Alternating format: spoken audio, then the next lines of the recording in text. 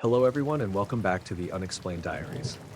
Here on this channel I share real-life encounters with beings from beyond the skies to help you unwind and drift off to sleep. Before we dive in, I would love to hear from you. Leave a comment and let me know where you're tuning in from.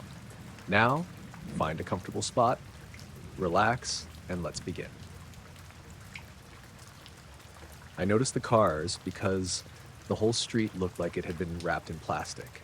It was a little after midnight, maybe closer to 12:30, and I was walking home from the Blue Heron, a bar on the edge of downtown Annapolis where my friend Dario played bass on Wednesday nights. I had only had 2 beers because I had work in the morning, but I stayed late helping him carry an amp to his van. By the time I started home, the fog had rolled in from the water so thick that the street lights looked like blurry yellow balls. My apartment was about a mile away, over near Spa Creek, and I usually liked that walk. Old houses, narrow sidewalks, brick walls with ivy, boats clinking softly in the slips if you got close enough to the water. That night felt different, only because the fog made everything close. Sounds came from the wrong places. A car door shutting somewhere behind me sounded like it was right in front of my face. I cut down Murray Avenue because it was quieter than West Street. It was one of those residential blocks with older row houses on one side and small fenced yards on the other.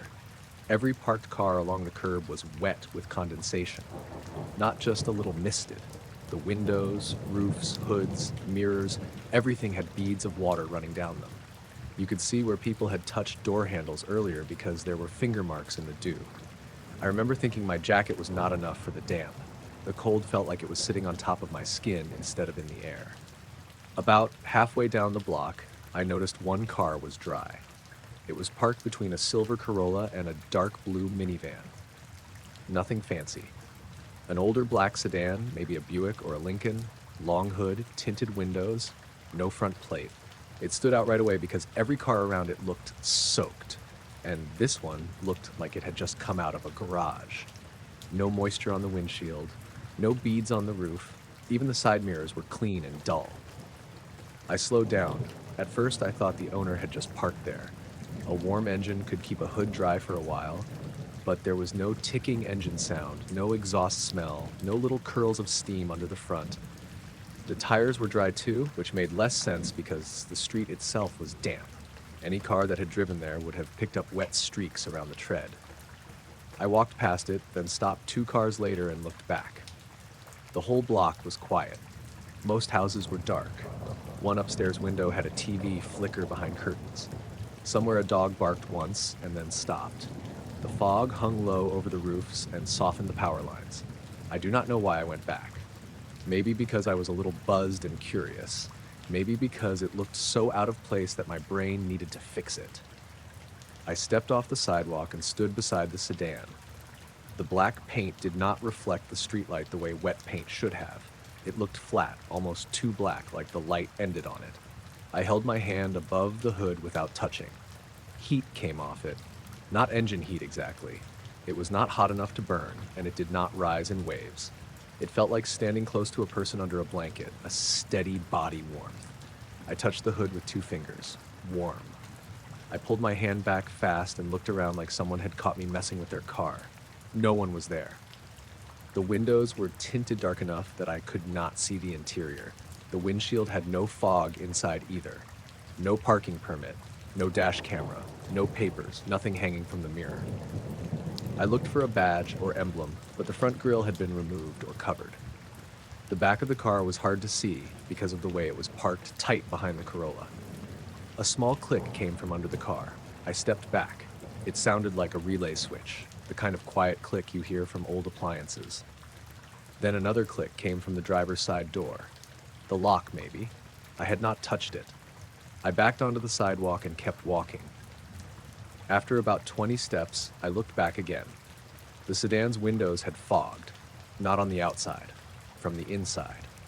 The windshield and side glass were slowly turning gray, like someone had breathed across them all at once. I could see the fog spreading from the center outward, blooming against the glass. Then it stopped. A clear circle opened in the fogged windshield, about the size of a hand. I stood there with my heart beating too hard, staring at that little clear spot. Nothing looked out through it. I could not see a face or movement, just darkness behind the glass. But the circle stayed clear while the rest of the windshield turned milky. I made myself turn away and walk. I got to the end of the block and crossed at the stop sign without looking back. The fog got thicker closer to the creek. My shoes made soft scuffing sounds on the wet pavement. I kept feeling like I could hear a car idling behind me, but every time I stopped, the sound stopped too. When I walked, it came back, very low, almost under the normal city noise. I passed the little pocket park by the water, the one with the bench and the crooked trash can. The street lamp there was flickering, not on and off, just dimming every few seconds. In the fog, the light looked like it was breathing. My phone buzzed in my pocket. It was a text from Dario. "You good?" I typed back. "Yeah, almost home." The message did not send.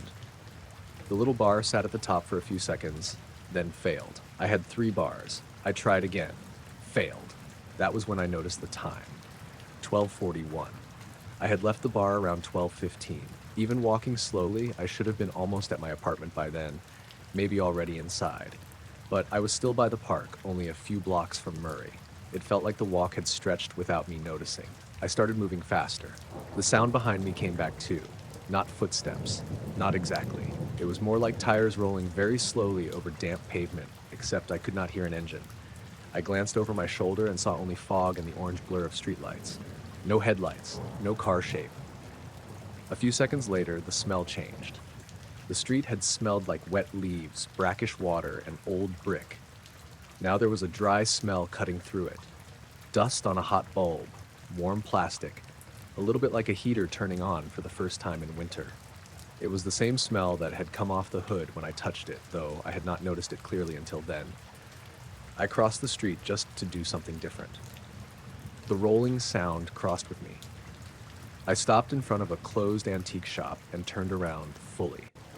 The street was empty. The fog was not moving.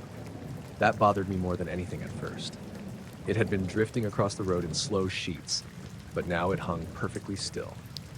The leaves on a small tree by the curb did not tremble. A flag on a porch hung straight down. Even the water sounds from the creek had faded. I could hear a faint tapping. Once, twice, 3 times. It came from somewhere in the fog ahead of me, maybe from the direction of Murray Avenue, maybe closer. It sounded like fingernails on glass. I walked the last few blocks almost jogging. My apartment building was an old converted house with 4 units and a sagging front porch. I reached it sweating under my jacket, even though the air was cold. I looked back from the porch steps before going inside. The street behind me was empty. Every parked car along my block was wet with condensation, white and shining under the lamps, except my neighbor's red hatchback. It was completely dry. I stared at it for a second, not understanding. The red hatchback belonged to Mrs. Alvarez downstairs. She never drove at night because her eyesight was bad. It had been parked there all week under a maple tree.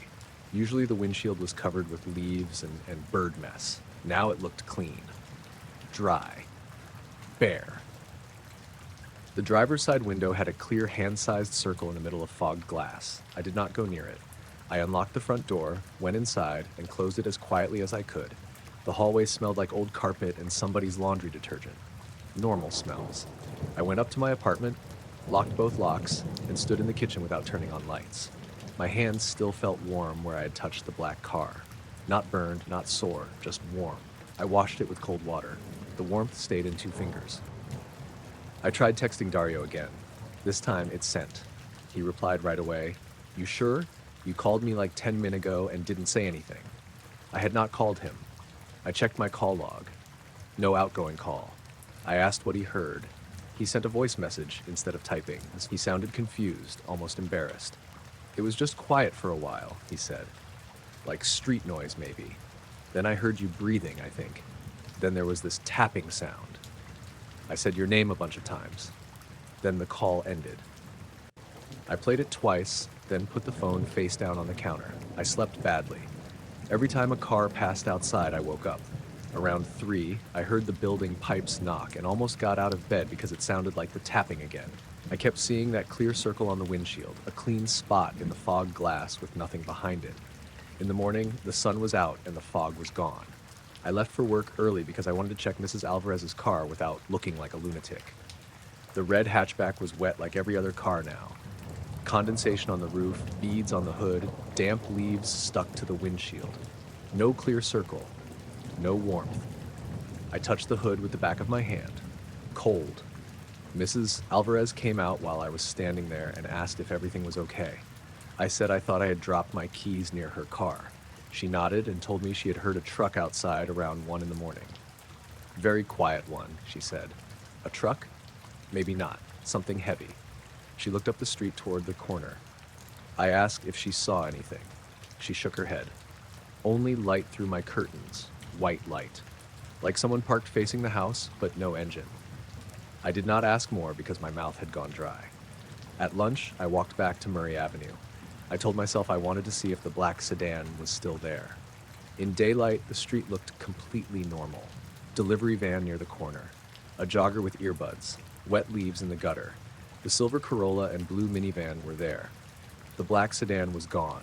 The curb space between them was empty. There was no oil spot, no tire marks, no broken glass or anything dramatic, but the pavement where it had been parked looked dry. A clean rectangle, exactly the length and width of a car, while the rest of the curb was still damp in the shade. I crouched and touched it. Warm. Barely, but warm. A man on a porch across the street watched me over his coffee mug. He was older, gray beard, redskin sweatshirt, even though they had not been called that in years. He said, "You looking for the black car?" I stood up too fast. I asked if he had seen it leave. He looked down the street, then back at me. No. I waited. He said, "It shows up sometimes." What do you mean sometimes? He shrugged like he regretted speaking. Usually when the fog comes in, parks there, sometimes over on Charles Street, sometimes down by the church. Never see anyone driving it. I asked who owned it. He took a sip of coffee and did not answer right away. Then he said, "You touched it, didn't you?" I did not like that. I said, "Why would you ask that?" "Because people touch it once." That was all he said. He went back inside, and the screen door slapped shut behind him. I went to work and got almost nothing done. I worked in scheduling for a small marina, so my job was mostly phone calls, spreadsheets, and angry boat owners who thought weather should follow their calendars. I kept staring at my 2 fingers. They still felt warmer than the others. Not painful, just different. By 4:30, a faint round mark had appeared on the pads of my index and middle finger. At first I thought it was from gripping something, but the marks were too even, pale little circles, like I had pressed my fingertips against a cold glass and left the opposite of fingerprints. I showed my coworker Naima, and she said maybe I touched a chemical. I said maybe. That evening, Dario offered to drive me home, but I told him I was fine. I was not fine, but I wanted to see if the street looked normal. I took a different route anyway, down Main and around the church, avoiding Murray Avenue completely. The fog started again around 9. It came off the creek in low strips, catching in the alleys and around parked cars. By the time I reached my block, every windshield on the street was clouded over. I stood at the corner for a minute, checking each car. All wet. All normal. Then a dome light came on inside a parked car halfway down the block. It was Mrs. Alvarez's red hatchback. The light glowed dim yellow behind fogged windows, then faded out. No door had opened. No one sat inside, at least not that I could see. I crossed to the other side of the street and kept walking toward my building. A soft click came from the hatchback. Then another click from a different car ahead of me. Then another, behind me. One by one, door locks along the street clicked, each car making its own little sound. A Honda, a pickup, a minivan. Click, click, click. The sounds moved with me, matching my pace, as if the cars were waking up as I passed. I stopped under the maple tree. The clicking stopped too. The fog thickened fast. The houses across the street blurred into dark shapes. The porch light above my building turned off, then on again. In that short, dark moment, I saw a white reflection on the side window of Mrs. Alvarez's hatchback. A circle. When the porch light came back on, the circle was gone.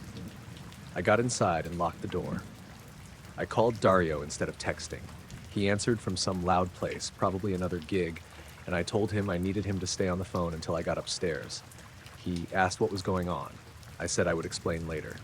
As I reached my apartment door, the call went silent. not dropped. The seconds kept counting, but the bar noise on his end disappeared. I said, "Dario?" No answer. Then the tapping started through the phone. 3 taps. Pause. 3 taps. At the same time, the same tapping came from outside my apartment window. I lived on the 2nd floor.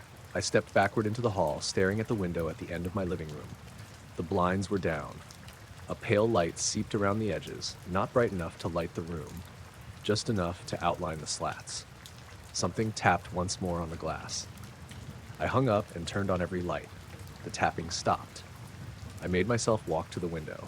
The blinds shook slightly like they had been touched. I lifted one slat with my finger and looked out. No ladder, no fire escape, no tree close enough to touch the glass. The street below was foggy and wet. A few cars sat along the curb, all shining with condensation. At the far end of the block, a black sedan sat under a streetlight, completely dry. I backed away from the window and did not look again until morning. The next day was Saturday, so I did what people do when something makes no sense. I tried to gather normal proof. I bought a cheap temperature gun from Home Depot, the kind you point at grills or vents. I checked my own car, Mrs. Alvarez's car, the porch railing, the sidewalk, the brick wall, all normal within a few degrees of the outside air. I also asked Mr. Figueroa, my landlord, if the outside cameras worked. He said the front camera worked when it felt like it. I asked if I could see the footage from the night before because someone had been near my window. He got serious then and invited me into his unit to check the app. The camera showed the street in grainy black and white from 8 until 11. Fog rolled through. Cars sat parked. A raccoon crossed the sidewalk at 9:12. At 9:38, the image froze. The timestamp kept moving. The fog stopped. The raccoon, halfway under a bush, stayed still. A wet leaf in the air near the curb hung in place like it had been pinned. The freeze lasted 6 minutes. When the video resumed, the far streetlight was glowing brighter than before. A black shape sat under it, the sedan. It was already parked there. No headlights had approached. No car had turned in. One frame, empty curb. After the frozen section, black sedan. Mr. Figueroa leaned closer to the monitor. "What is that?" I said I did not know. He scrubbed forward. At 9:51, every parked car's hazard lights flashed once, just once. The sedan did not flash. At 10:04, the porch light above the building went out, then back on. The camera did not show my window because it was too high, but it caught the fog under it brightening faintly from above, like something was shining down from the 2nd floor instead of up from the street. Mr. Figueroa said he would call the police if I wanted. I said not yet. I do not know why I said that. Maybe because a weird car appeared on camera during a freeze sounded like a waste of everybody's time. Maybe because I did not want a patrol officer touching the sedan and then having warm fingers and missed calls and tapping at their windows. That night, I did not go out. I ordered food and asked the driver to leave it downstairs. Around 10:30, Naima called to check on me because I had apparently sounded strange at work. While we were talking, she went quiet and asked if I had a TV on. I said no. She said she could hear a car turn signal. I listened. There was a soft tick through the phone, steady and slow. I walked to the window, but did not open the blinds. The ticking stopped. Naima said, "Okay, that's weird." Then she said my voice had gone far away, like I was across a room. I told her I was holding the phone to my face. She said someone else was breathing. I hung up. A minute later, my phone showed an outgoing call to my own number. It rang once in my hand. The screen said, "Me." I did not answer. The voicemail appeared 3 seconds later. I played it because apparently I had lost all common sense by then. It was mostly silence, but under it was the soft sound of foghorns from the harbor, though none were sounding outside. Then came 3 taps, then a whisper, not words, just breath pressed close to a microphone. At the very end, there was a car door closing. My fingers burned warm again. The 2 pale circles on my fingertips had darkened at the edges. On Sunday morning, the sedan was gone from the end of the block. The wet street showed another dry rectangle where it had been. This time I used the temperature gun. The sidewalk around it read 46 degrees. The dry rectangle read 81. I stood there staring at the numbers until a woman walking a beagle asked if I was okay. I said yes. She looked at the curb, then at the temperature gun. "Is it back?" I felt my stomach drop. She was maybe in her 40s, wearing a green rain jacket and boots, hair tucked under a knit cap. Her beagle sniffed near the dry rectangle, then pulled hard away from it. "You've seen it?" I asked. She looked sorry she had said anything. "My husband did, last winter." "What happened?" She tugged the dog closer. "He thought someone was sitting inside, so he knocked on the window." I waited. She said there wasn't anyone, but the window cleared where he knocked, from the inside. She swallowed. "After that, our car kept being warm in the mornings. Just ours, even when it snowed." "Did it stop?" "We moved from Charles Street." She walked away before I could ask anything else. That evening, I packed a bag and went to Dario's place across town. He did not ask many questions, which was one of the reasons I trusted him. He made up the couch and put on an old movie, and for a while it felt normal. His apartment was over a print shop on a busy street. Traffic passed all night. People shouted outside after bars closed. Normal noise. At 12:41, every car alarm on the block chirped once. Dario paused the movie. We listened. Nothing followed. No alarms, no footsteps, no tapping. Then his front windows fogged from the outside, all three of them at once. A clear circle appeared in the middle pane. Dario stood up slowly. "Is that part of it?" I did not answer. The glass around the circle was wet and white. The circle stayed clean, about the size of a hand, looking out over the dark room. We were on the third floor. There was no balcony, no tree, nothing but air outside, the room warmed by a few degrees. I felt it before I noticed the thermostat click. Warmth spread from the window across the floor, low and steady, like the black sedan's hood. Dario grabbed his keys and said, "We're leaving." We went down the back stairs. He drove us to an all-night diner near the highway. We sat in a booth until sunrise, drinking bad coffee and not saying much. When we returned, the windows were clear. No marks, no warmth. But his car, parked on the street overnight, was completely dry while every other car around it was wet with morning dew. He sold it 2 weeks later. I moved out of my apartment before the end of the month. I told Mr. Figueroa it was because of a better commute. He did not argue.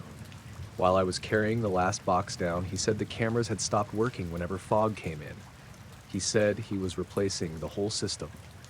I asked if the black sedan had come back. He looked at the street and said, "Not while I was looking." That was the last thing he said about it. I live in a newer building now, farther from the water, with underground parking and sealed windows. Most nights are normal. Sometimes fog still comes in, but it does not sit thick in the street the same way. I do not walk home late anymore if I can help it. The marks on my fingers faded after a few weeks, mostly. When my hands get cold, the two circles show up faintly, as pale against the skin. Last month, I left work late after a storm.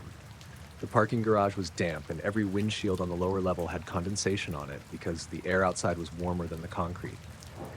I walked to my car with my keys ready, not thinking about anything except dinner. My car was dry. Not just the windows, the hood, roof, mirrors, everything.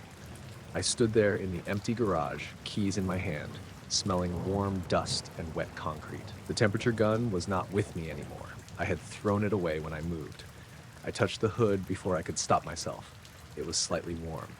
From somewhere behind me, deep in the garage, a car door clicked unlocked. I woke up to my watch buzzing against my wrist like it was trying to get my attention, not the alarm buzz. This was the little celebration buzz it gave when I hit a goal. I had my face half buried in the pillow, and for a few seconds I thought I had set some stupid reminder by mistake. Then I rolled over and saw the screen. 12,418 steps. It was 6:13 in the morning. I had gone to bed at 11:20 the night before with something like 3,000 steps for the day because I work from home and had barely left the apartment. I knew that because my girlfriend, Tessa, had teased me about it while we were brushing our teeth. She had hit 10,000 by lunch at the hospital, and I had said I would catch up tomorrow. I remember tapping the screen and seeing 3,284 before I put it on sleep mode. Now it said I had walked almost 9,000 steps in my sleep. My first thought was that the watch glitched. That was the easiest answer and the one I wanted. It was a 2-year-old Garmin with a cracked corner on the face, and sometimes it counted stirring pancake batter as steps. But 9,000 extra steps was not stirring in bed. That was miles. I sat up and checked my feet. I do not know why. It was just the first thing my body did. My socks were still on. Same gray socks I had worn to bed because our apartment was cold at night and the radiator in the bedroom barely worked. They looked clean. No dirt, no wet spots, no grass or gravel stuck to them. My slippers sat exactly where I had left them beside the bed. Tessa was asleep on her side, hair over her face, one hand tucked under her cheek. She had an early shift coming up, so I did not wake her right away. I just sat there with the blanket around my waist and scrolled through the watch app on my phone. The steps had started at 2:17 a.m. That was the first weird part. The app showed a spike of activity starting from a flat sleep graph. Between 2:17 and 3:04, it counted thousands of steps in a steady rhythm. Not random shakes, not the jagged pattern you get if the watch is bouncing in a bag. It looked like walking, normal walking pace. A little slow, but regular. Then there was a break of 4 minutes, then more walking, then another break. The heart rate stayed low. That was the second weird part. If I had actually walked that much, even slowly, my heart rate should have climbed. It did not. It hovered between 52 and 58 beats per minute the whole time. My sleep graph said I was in deep sleep for most of it. I took the watch off and put it on the nightstand. My wrist had a red mark under the band, deeper than usual, like it had been tightened. I did not remember tightening it. I kept it loose because I hated the feeling of it digging in. I pressed the mark with my thumb and it stayed white for a second. Tessa stirred and mumbled, "What time is it?" I said, "A little after 6. She groaned and pulled the blanket up. I said, "My watch says I walked 12,000 steps last night." She opened one eye. "In bed?" "That's what I'm trying to figure out." She laughed into the pillow, still half asleep. "Maybe you finally exercised." I tried to laugh too, but it came out wrong. We lived on the second floor of an old brick fourplex in Tacoma, near 6th Avenue. The building had creaky stairs, shared laundry in the basement, and security cameras because someone had stolen packages the year before. One camera faced the front entry, one faced the back stairs. One was in the little lobby, pointed at the mailboxes and the staircase. Our landlord, Mr. Figueroa, had given everyone access to the camera app after the package thing, mostly so people would stop texting him every time an Amazon box disappeared. After Tessa left for work, I checked the cameras. The front entry camera showed nothing between midnight and morning, except a cat crossing the porch at 1:03. The back stairs were empty. The lobby camera caught the overhead light flickering around 2:15, then nothing. No me walking down the stairs, no door opening, no one going out. I checked our own indoor camera next. We had one in the living room facing the front door because Tessa's bike had been stolen from inside an old apartment years back, and she was paranoid about doors. It recorded motion events only. Nothing after 10:48 p.m. when I had gone into the kitchen for water. I should have stopped there and blamed the watch. Instead, I remembered the baby monitor. We did not have a baby. We had bought a cheap Wi-Fi camera when Tessa's mother stayed with us after surgery, and we never took it out of the bedroom. It sat on top of the dresser, mostly unplugged.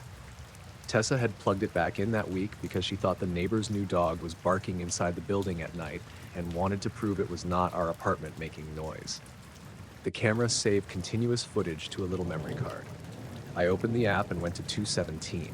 The video showed our bedroom in black and white infrared. Me on the left side of the bed, Tessa on the right, both of us asleep. The thin curtain moved a little from the draft near the window. The radiator pipe in the corner looked like a white vertical stripe. Nothing else. At 2:70:12, my watch screen lit up under the blanket. I saw it through the fabric, a faint square glow near my wrist. My body did not move. At 2:07:18, the step count started climbing in the app. I checked both side by side. The watch data said I was walking. The video showed me flat on my back, mouth slightly open, completely still except for normal breathing. I watched for 10 minutes. Nothing happened. The step count climbed. The camera confirmed I never left the bed. At 2:29, something in the room changed, but I almost missed it because I was staring at myself. The dresser mirror darkened. It was mounted on the wall across from the bed, and in the infrared view, it usually reflected the window and part of the ceiling. At 2:29, The reflected window went black, like someone had covered it from the outside. But we were on the second floor. The actual window beside the bed did not change. I could see the curtain moving. I could see the streetlight glow through it. Only the mirror reflection went black. Then the watch screen lit again. It pulsed 3 times under the blanket. I paused the video and zoomed in. The blanket covered my wrist, so I could not see the numbers. I went to the watch data. At the exact same second, the app marked a lap, like I'd double-tapped the button during a workout. I had not started a workout. I checked the activity log. There was a new one from overnight. Outdoor walk. Distance, 5.8 miles. Route, unavailable. Elevation gain, 1,944 feet. That made me sit back from the desk. Tacoma had hills, sure, but I had not climbed almost 2,000 feet while lying in bed. And outdoor walk meant the watch thought I was outside. My GPS track was blank, but the elevation graph was not. It rose in long, smooth sections, paused, rose again, then dipped sharply at the end, like switchbacks on a trail. I called Tessa on her break and told her more clearly what was happening. She stopped joking pretty fast. She asked if I felt okay. I said yes, except tired. She asked if I had taken anything, like sleep meds or Benadryl. I had not. Just one beer with dinner. She asked me to send her the bedroom clip. I did. She called back 5 minutes later and said, why does the mirror do that? I said I did not know. She said, watch the window at 2:41. I had stopped at 2:30. I jumped forward. At 2:41, the curtain beside the bed stopped moving. Not just stopped because the draft stopped. The whole frame seemed to settle. The little digital noise from the infrared camera went smooth. Tessa and I stayed asleep. My chest rose and fell. Hers did too. But the curtain froze in a bent shape, pulled slightly toward the glass. Outside the window, a dim light appeared. It was not bright. It was a soft gray-white glow that came through the curtain in a round patch about the size of a dinner plate. It moved slowly from the top of the window down toward the sill, then stopped. The mirror stayed black. My watch screen lit up again. This time, my hand moved. Only my hand. It slid out from under the blanket and lay palm up on top of the sheet. The movement was slow and stiff, like someone lifting it by the wrist. I did not turn my head. I did not wake up. The watch face glowed, and in the grainy footage, I could see the numbers changing too fast to read. Then my fingers started moving. They flexed one at a time. Thumb, index, middle, ring, pinky. Then back the other way. It looked almost like I was counting, but I was asleep. The step count on the app kept rising in perfect rhythm with the finger movements. Tessa was quiet on the phone while we both watched it. Finally, she said, "That's enough. Unplug that camera until I get home." I did not unplug it. I could not. I kept watching. At 2:53, my hand dropped back under the blanket. The glow outside the window moved upward and vanished. The mirror returned to normal, showing the curtain and ceiling again. The watch data showed the first walking block ending. 4 minutes later, the second block began. On the video, nothing moved that time. The step count climbed for another 22 minutes while I lay completely still. By then, I had that cold, hollow feeling you get when a situation stops being a problem to solve and turns into something you just have to sit with. I checked the apartment door. Locked, chain still on, windows latched, no mud, no footprints, no signs of anyone inside. Everything normal except the watch, the footage, and the red mark on my wrist. I took the watch to an electronics repair shop that afternoon, a little place run by a guy named Darius near Proctor. I told him it was counting steps while I slept. I did not tell him about the camera.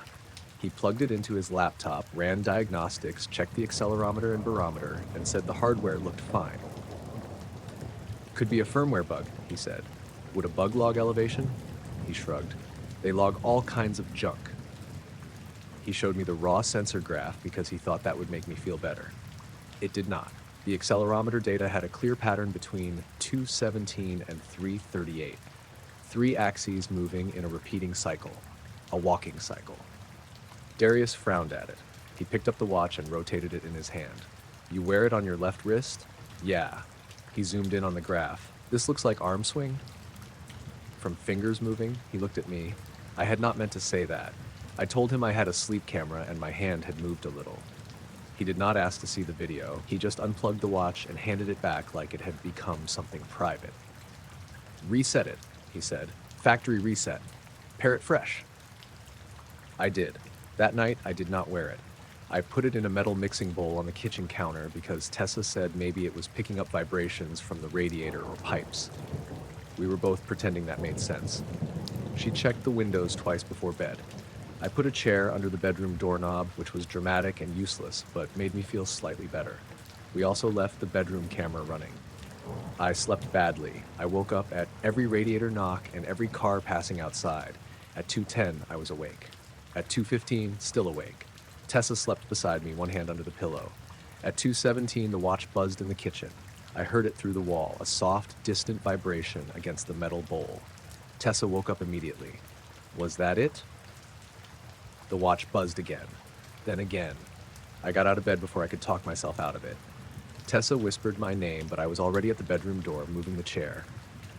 The apartment was dark except for the microwave clock and the weak streetlight through the blinds.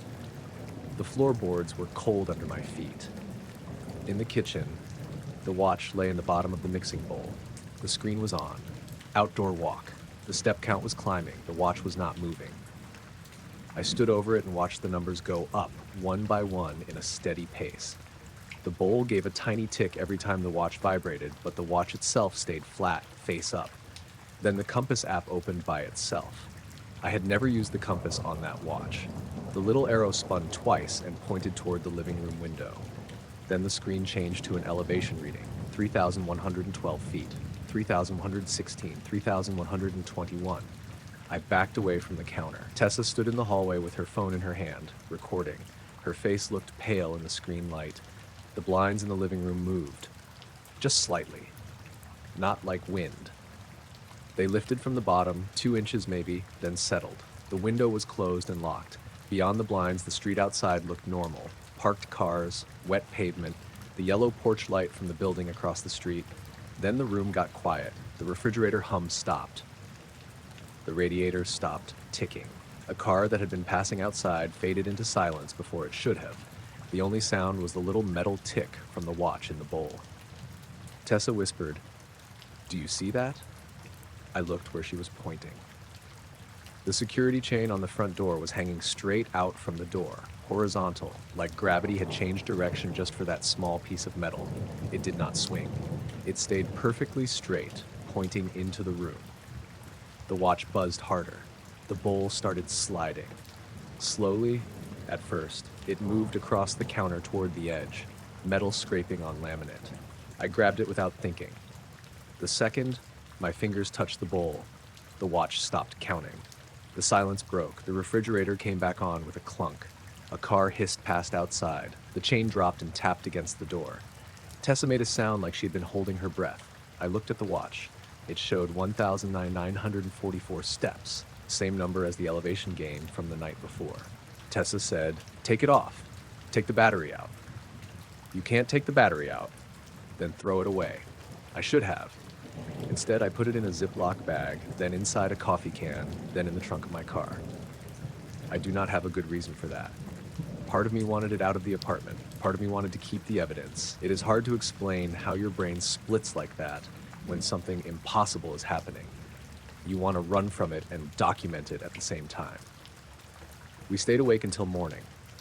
The bedroom camera showed nothing new that night, except both of us leaving the room at 2:17 and coming back at 2:23. But the living room camera had a gap. It recorded us walking into the kitchen, Tessa holding up her phone, me standing by the counter. Then at 2:19, the image froze for 11 seconds. When it resumed, I had my hand on the bowl. The audio during the frozen section was not frozen. It had a soft crunching sound, like footsteps on gravel. Tessa's phone video was worse. It showed the watch in the bowl. It showed the step count climbing. It showed the chain standing out from the door. But when the bowl slid, the video blurred, and for about 2 seconds, the living room window showed a reflection that did not match the room. It looked like a hillside, dark ground, pale rocks, a narrow path lit by something off camera. The reflection sat in the glass behind the blinds where our couch should have been. Then it snapped back to the apartment. Neither of us had a good answer. The next morning, I checked the car trunk before work. The coffee can was still there, the Ziploc was still inside, the watch screen was off. The app on my phone had synced overnight anyway. It showed a completed activity at 2:17 a.m. Outdoor walk. Distance 0.91 miles. Steps 1,944. Elevation gain 1,944 feet. Route unavailable. Calories 0. Heart rate unavailable. The map thumbnail was gray except for one white line running straight up and down, like a path drawn over nothing. I did not go to work. I called in sick and drove to Point Defiance Park because I needed somewhere open, somewhere outside, somewhere that did not feel like the apartment. It was a gray morning with low clouds and cold mist off the water. I parked near the overlook and sat in the car with the coffee can on the passenger seat. I opened it. The watch was on. The screen showed a compass arrow pointing into the woods. I turned the can around. The arrow adjusted, still pointing to the same direction beyond the trees. I got out of the car and stood by the hood, holding the watch in the Ziploc like it was evidence from a crime scene. The arrow pointed down a trail. I did not want to follow it. I followed it anyway. The park was not empty, but that section was quiet. Wet cedars, ferns, muddy path. The sound of the road behind me faded after a couple turns. The watch did not count steps while I walked. That bothered me more than if it had. The step count stayed at 0, but the compass stayed locked. It led me off the main path to a narrow side trail I had never noticed. I stopped there because the trail dropped steeply toward the bluff and the mud looked slick. The arrow pointed straight down it. I could smell salt water and wet leaves. Then the watch screen changed.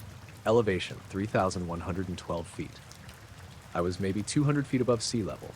The air pressure in my ears shifted.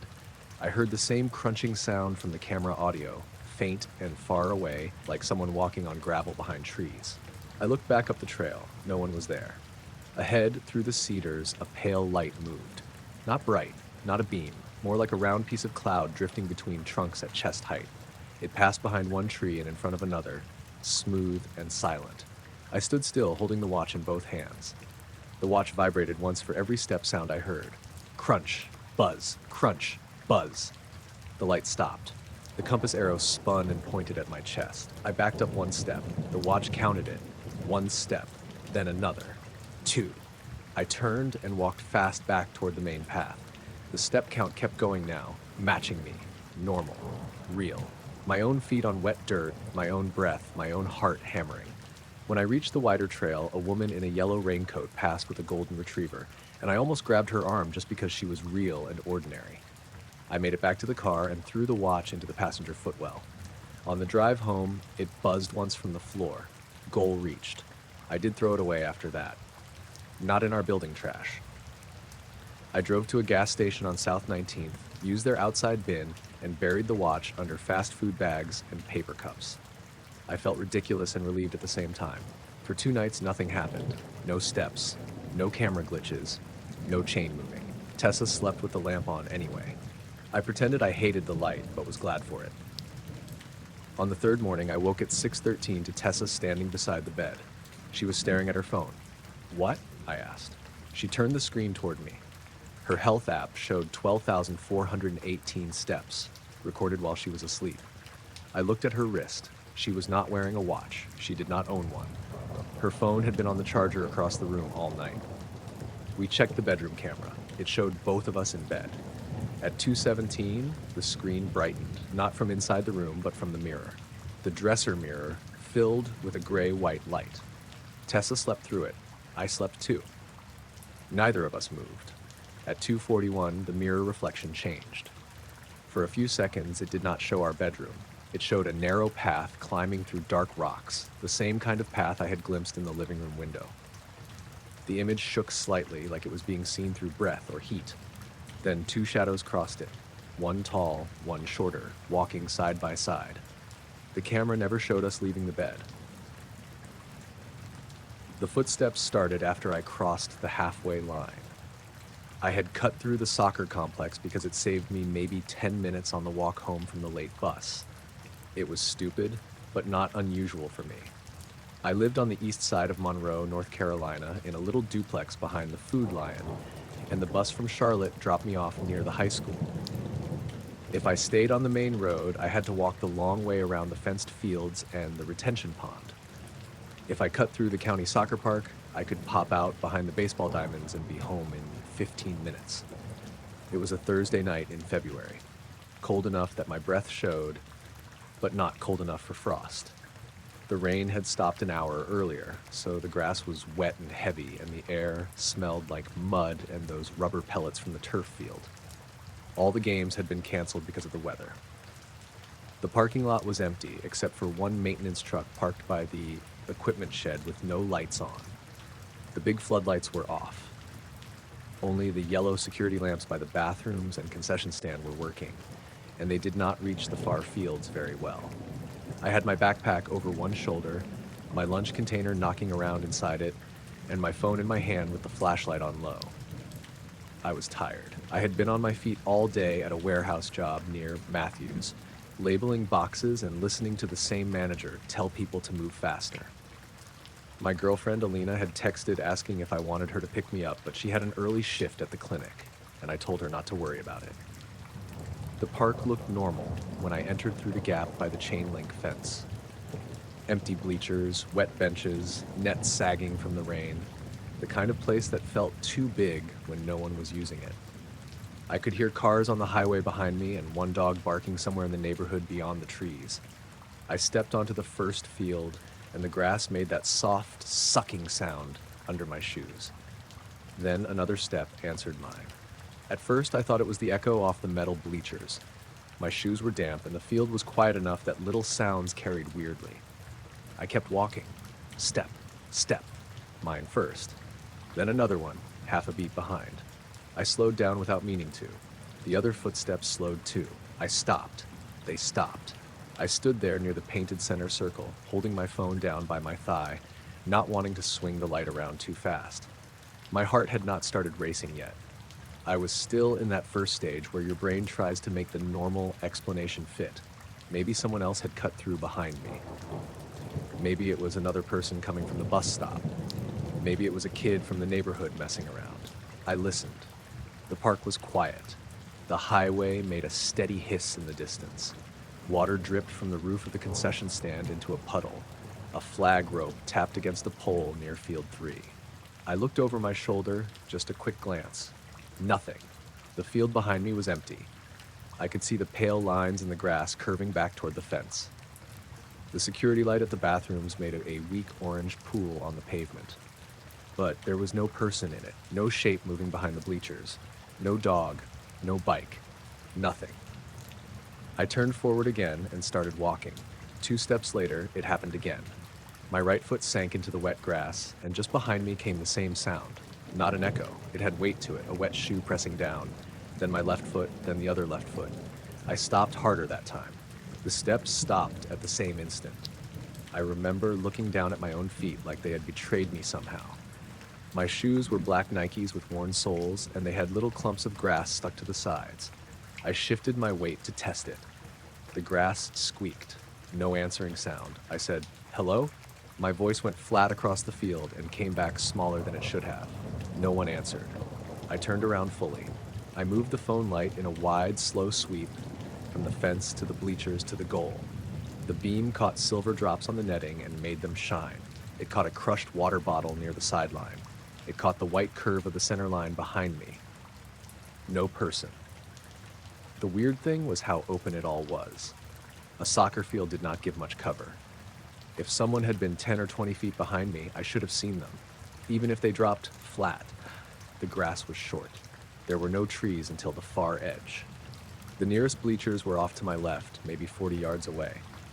I told myself the sound was coming from my backpack, something inside shifting after each step. I slipped it off my shoulder and held it in my hand. My lunch container knocked once against my thermos. I walked again, step, step behind me. I froze so fast the straps of the backpack swung and hit my leg. Behind me, the other step stopped too. Now I was scared. It was not loud, that made it worse. It was careful, matching me, not chasing me. I stood there with my mouth open, breathing white into the dark, and I felt the back of my neck get tight. I kept thinking of how the field must look from above, me standing alone in the middle with my phone light pointed at the ground. I wanted to call Alina, but my pride got in the way for maybe 5 seconds. Then I decided pride was stupid and opened her contact. The phone showed one bar, then none. That was odd because I usually had service there. I tried anyway. The call failed right away. I tried my brother Matthias. Failed. The flashlight flickered. Not off, just dim for a second, like the battery dipped. It was at 38%.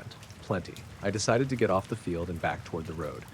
I did not run because I was afraid the other footsteps would run too, and I did not want to hear that.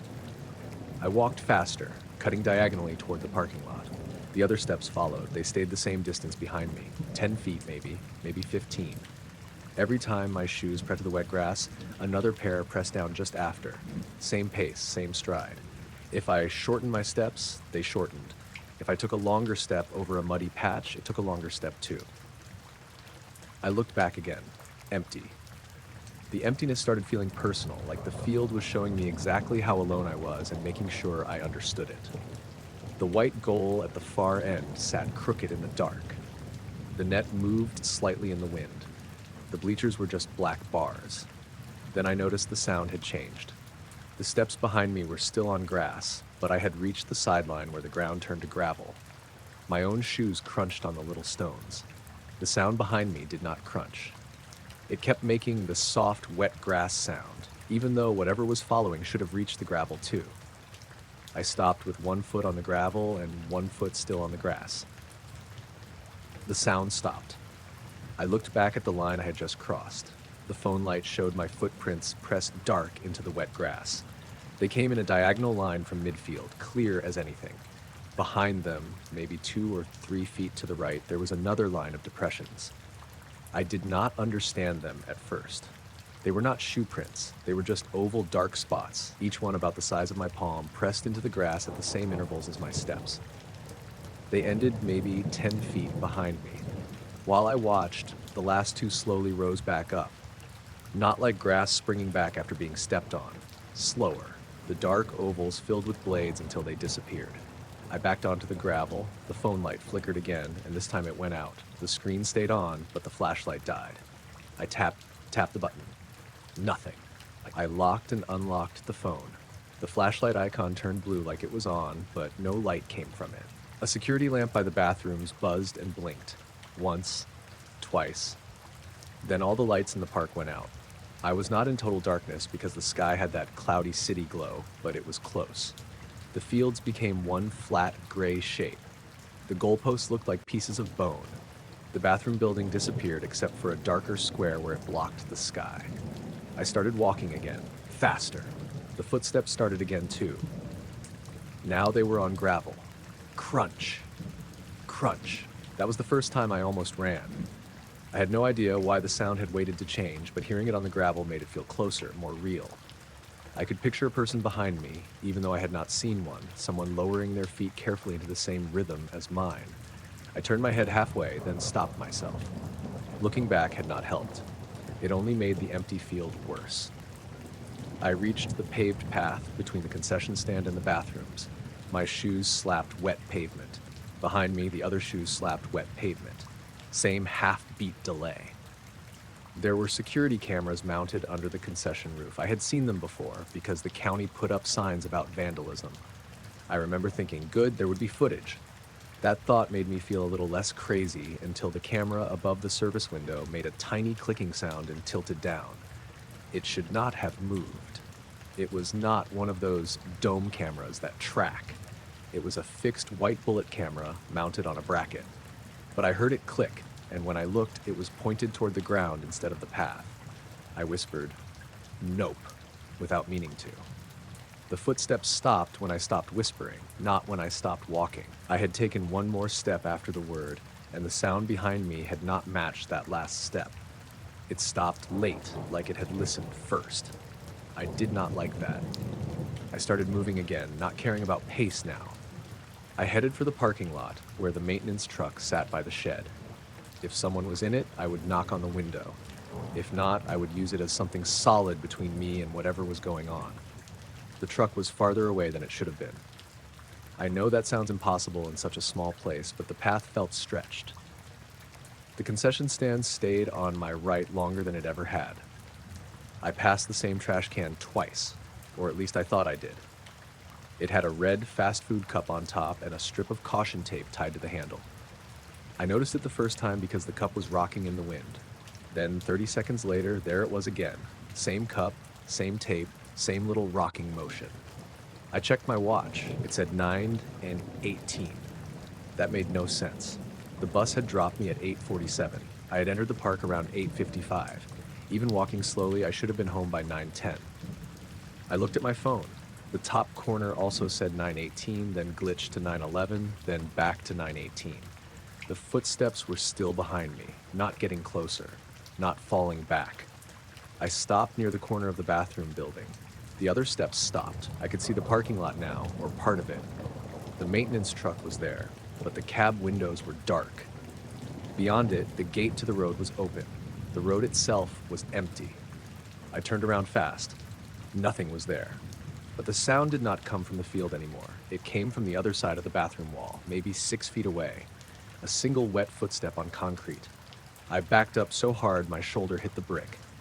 The backpack slipped from my hand and landed in a puddle. I left it there. I was looking at the corner of the building, waiting for someone to step around it. No one did. The air smelled different near that wall, not sewage or cleaning supplies. It was like hot metal, almost like when brakes overheat on a hill. My eyes watered. I pulled my sleeve over my nose. Another footstep sounded from behind the wall. Then another, matching the exact 2 steps I had taken backward a moment before. That was when I ran. I ran across the parking lot toward the open gate, and the footsteps ran too. They did not sound rushed or heavy like a person sprinting. They sounded like a recording of my own running, played just behind me. My shoes slapped puddles. The other shoes slapped puddles. My breathing got ragged. Behind me, something breathed once after I did, a thin copy of the sound. I reached the gate and grabbed the cold metal post to swing myself around it. The second I crossed onto the sidewalk outside the park, the footsteps stopped, completely. I kept running another block before I made myself slow down. There were houses now, normal houses with porch lights and cars in driveways. A TV flickered blue in someone's living room. A white cat sat under a parked Honda and watched me pass like I was the strange thing. My phone came back all at once. 3 missed calls from Alina. 2 texts asking where I was. A voicemail from a number I did not recognize.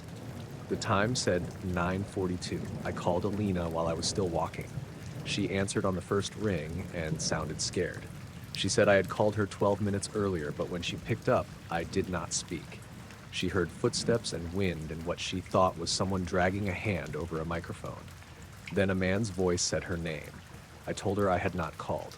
She asked where I was. I said near the food line, almost home. She stayed on the phone with me until I got inside the duplex and locked the door. I turned on every light in the place, checked the bathroom, checked the bedroom, checked the closet like an idiot. No one was there. My backpack was gone, obviously, because I had dropped it by the bathroom building. My work badge was in it, my lunch container, my charger, and a hoodie I liked. The thought of going back for it made my skin feel too tight. Alina came over anyway, even though I told her not to. She brought her cousin Devin, who had a big flashlight and acted like he wanted something to happen. I did not want to go back, but I also did not want my badge sitting there all night, so around 10:20 the 3 of us drove to the park. Everything was normal. The security lights were on, the maintenance truck was gone, cars passed on the road, the fields were wet and empty. We walked through the open gate together, and I showed them where I had dropped the backpack. It was not by the bathroom wall. It was in the middle of field 2, near the center circle. I saw it before the others did, because the reflective strip on the strap caught Devin's flashlight. It lay flat in the grass, soaked through, exactly around where I had first heard the footsteps. I know I did not drop it there. I had carried it all the way to the building and dropped it when I hit the wall. I remembered the sound of it landing in the puddle on the pavement. Devin said maybe I got turned around. I did not argue because I knew how it sounded. We walked out onto the field to get it. The grass was shiny under the flashlight. My original footprints were still there, a messy diagonal path from the far side. The other oval marks were not. The field showed only my shoes, and then, around the backpack, a large clean patch where the wet grass all leaned inward toward the bag. Alina noticed first that the bag was warm. She picked it up and dropped it right away. Steam rose faintly from the fabric in the cold air. Devin touched it with the back of his hand and said, "What the hell?" It was warm like it had been sitting over a vent. Not hot enough to burn, but much warmer than anything left in wet grass should have been. The metal zipper pulls were warmer than the fabric. My lunch container inside was warm too, and the leftover rice had a cooked smell even though it had been cold since afternoon. We took the bag home in the trunk. I did not open it until the next day, in daylight on my kitchen floor. Nothing was missing except my work badge. I had clipped it to the inside pocket that morning. The clip was still there, but the badge was gone. I checked every pocket, nothing. On Monday, I told my supervisor, Candace, that I lost it on the bus. She printed me a new one and grumbled about the replacement fee. Around noon, she came by my station holding a plastic evidence bag like the ones we used for damaged labels. She said, "Didn't you say you lost your old badge?" It had been found in the break room microwave. No one knew who put it there. The badge was warped into a shallow curve, the plastic cloudy and bubbled. My photo was still visible, but the eyes in the picture had turned black from the heat. The barcode on the back was unreadable. Candace thought someone was playing a prank, but no one admitted it, and the cameras near the break room had not recorded anyone opening the microwave between 6 and 11 that morning. I stopped cutting through the soccer park after that. For a while, I went the long way, even in rain. Alina teased me gently at first, then stopped because she could tell I was not laughing. A month went by. Then 2. Spring came in, and the park filled up again with kids in bright jerseys and parents yelling from folding chairs. It looked like a normal place in daylight. I started feeling dumb about the whole thing, or at least about how much space it still took up in my head. In April, the county posted a notice on the park office door saying they were upgrading the security system. I only saw it because I had taken the long sidewalk past the entrance on my way home. There were new cameras mounted under the concession roof. The old bullet camera above the service window was gone. A man in a county park shirt was loading tools into a van. His name patch said E. Morales. I asked him, as casually as I could, if the old cameras had been broken. He said one of them had been. I asked which one. He pointed at the spot above the concession window.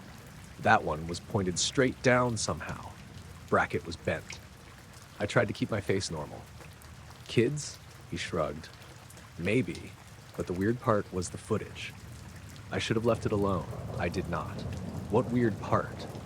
He looked at me like he was deciding whether I was worth telling. Then he said the camera had gone black for about 20 minutes one night in February. When it came back, the audio had a bunch of walking on it. No picture, just footsteps. He laughed a little after he said it, like he had made it less strange by saying it out loud. I asked if the date was February 15th.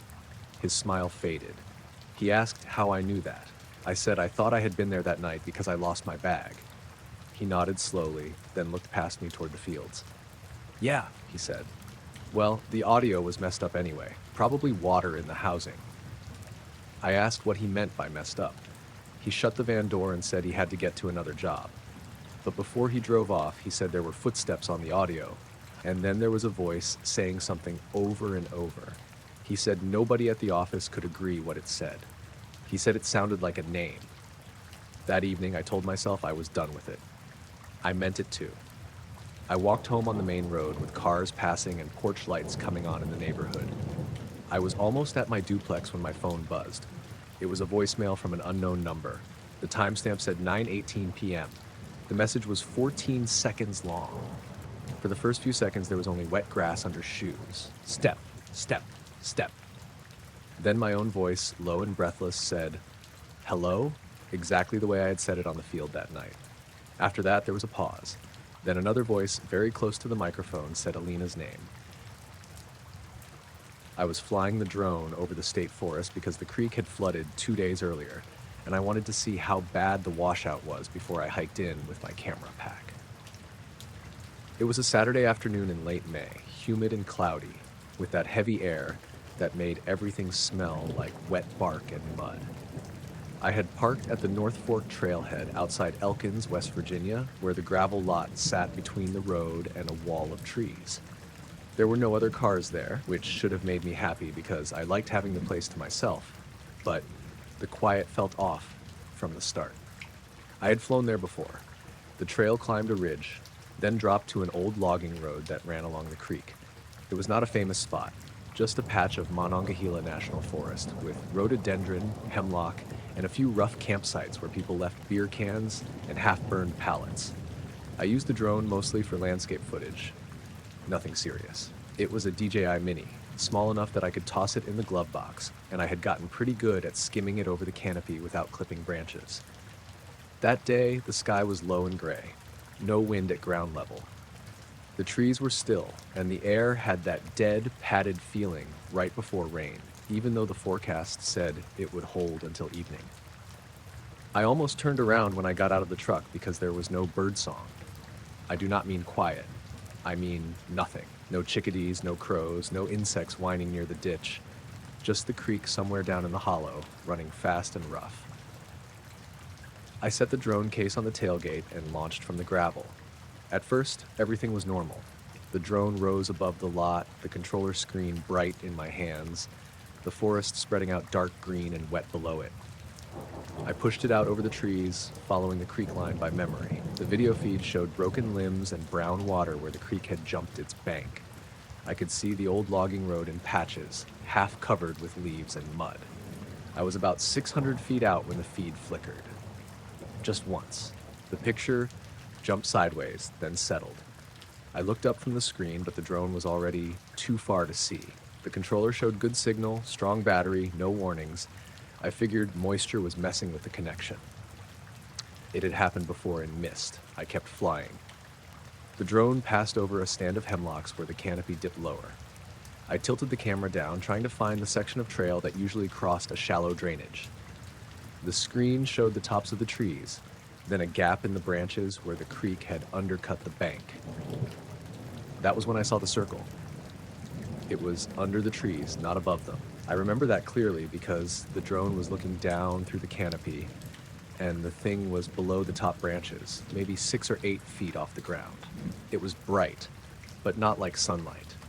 The day was cloudy and there was no direct sun to reflect. It looked like a white circular object hovering in the green shade, perfectly round, with a soft edge and a brighter rim. About the size of a kiddie pool, maybe smaller. Hard to judge through leaves. I stopped the drone without thinking. The circle stayed there on the screen.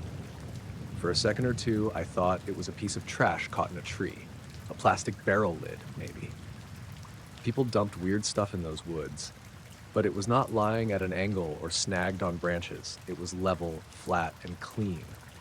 It also looked like it was giving off light instead of reflecting it. The wet leaves around it were pale on the underside, like they were lit from below. I leaned closer to the controller. The feed broke up again. Green blocks smeared across the screen. Then the picture cleared, and the circle was still there. I took a screenshot. At least I thought I did. My thumb hit the button on the controller, and the little camera icon flashed. I started recording too, because my first feeling was not fear. It was that practical panic of seeing something rare and trying not to miss it. The drone hovered at about 180 feet above takeoff, maybe 70 or 80 feet over the canopy at that part of the hollow. I lowered it slowly. The circle did not move. The closer I got, the worse the signal became. The controller gave a weak transmission warning, then cleared. I could see the tops of the branches coming up in the frame. The circular thing was partly blocked now by leaves, but it was still visible through gaps. It did not sway. It did not spin. There were no cables, no pole, no person standing near it. Then the video feed froze. The image locked on the bright circle under the hemlocks. The timer kept running. The drone telemetry still updated. Battery 72%, height 154 feet, distance 628 feet. But the image did not move. Leaves that should have shifted with the drone stayed frozen. The circle stayed frozen too. I let go of the sticks. The controller started beeping because the drone was descending on its own. I had not told it to. The height number dropped from 154 to 153, then 151, then 148. The frozen picture on the screen remained the same. I pushed the left stick up. Nothing happened for half a second. Then the drone responded and climbed 2 feet. The feed snapped back to live video. The circle was gone. The camera showed only branches, wet leaves, and the dark gap of the creek below. I rotated slowly, panned left and right, tilted the camera down and up. Nothing. No white object, no glow, no trash, no bright patch on the ground. I lowered the drone more carefully, staying above the highest branches. The screen showed the forest floor in pieces through the canopy. Ferns, rocks, mud, a fallen tree with its roots sticking up. No circular thing anywhere. That was when I noticed the creek sound had stopped. I was standing by my truck, not down in the hollow, so the creek had been faint anyway. But it had been there, a constant rush under the silence. Now I heard only the soft electric fan noise from the controller and my own breathing. The whole forest felt muted. Even the leaves seemed too still. I looked up from the screen. The trailhead was empty. The road was empty. The trees beyond the parking lot stood in a dark line, all of them wet and motionless. The air had gotten colder. I could feel it on my arms. My t-shirt was damp from humidity a minute before, but now the skin on my forearms had goosebumps. The controller beeped again. Compass error. Then, GPS signal weak. I had flown that exact spot a dozen times and never had GPS trouble. The drone was not under heavy cover. It was above the trees. The map on the controller spun a few degrees, then snapped back. The little arrow that showed the drone's direction turned sideways, then pointed toward me, then away. I hit return to home. Nothing happened. A message popped up, unable to initiate return to home. Aircraft orientation unavailable. I said no, no, no, out loud like the drone could hear me. I switched to sport mode, then back to normal. The feed stuttered again. For one frame, maybe less, the bright circle appeared on the screen. Not under the drone this time. Closer.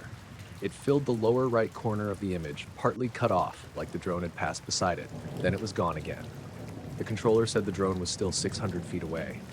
I turned slowly in place, looking toward the tree line. I could not see anything in the woods. No light. No movement. But I had the sudden feeling that the screen was not showing me where the drone actually was. That made no sense, but it settled in my stomach hard. The drone feed showed the canopy from above. The telemetry said it was hovering. The distance said 611 feet. Then from somewhere in the trees directly in front of me, I heard the drone. Not loud, just that high little buzz, like an angry mosquito with plastic wings. It sounded close, maybe 30 yards away. I looked from the woods to the screen and back again. The screen still showed trees far out over the hollow. I raised the drone straight up, watching the height increase from 149 to 170, 190, 210. The buzzing in the trees near the lot did not change. It stayed at the same volume, same spot. I almost shut the controller off. I do not know why. Some part of me thought if I killed the connection, whatever mismatch was happening would stop. But then I pictured the drone dropping into the forest and being lost, and I kept my hands on the sticks. The signal cleared. The video feed jumped to a new view. Now the drone was low over the creek, much lower than it should have been, moving sideways between tree trunks. I had not put it there. The camera was pointed forward instead of down, and the image shook slightly, like the drone was fighting tiny gusts of wind. It passed a mossy boulder I recognized from the trail. That boulder was about a quarter-mile in. I tried to climb. The drone did not respond. The feed kept sliding sideways between the trees. It should have hit a branch. It passed through gaps too narrow for it. Once the camera brushed through leaves, and instead of whipping or shaking, the leaves bent away slowly, like something had pushed them before the drone reached them. The bright circle appeared again. It was ahead now, deep in the trees, hanging over the creek. Perfectly level. White rim, duller center.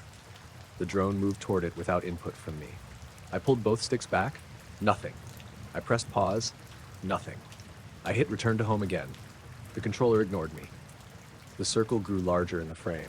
The center was not flat white anymore.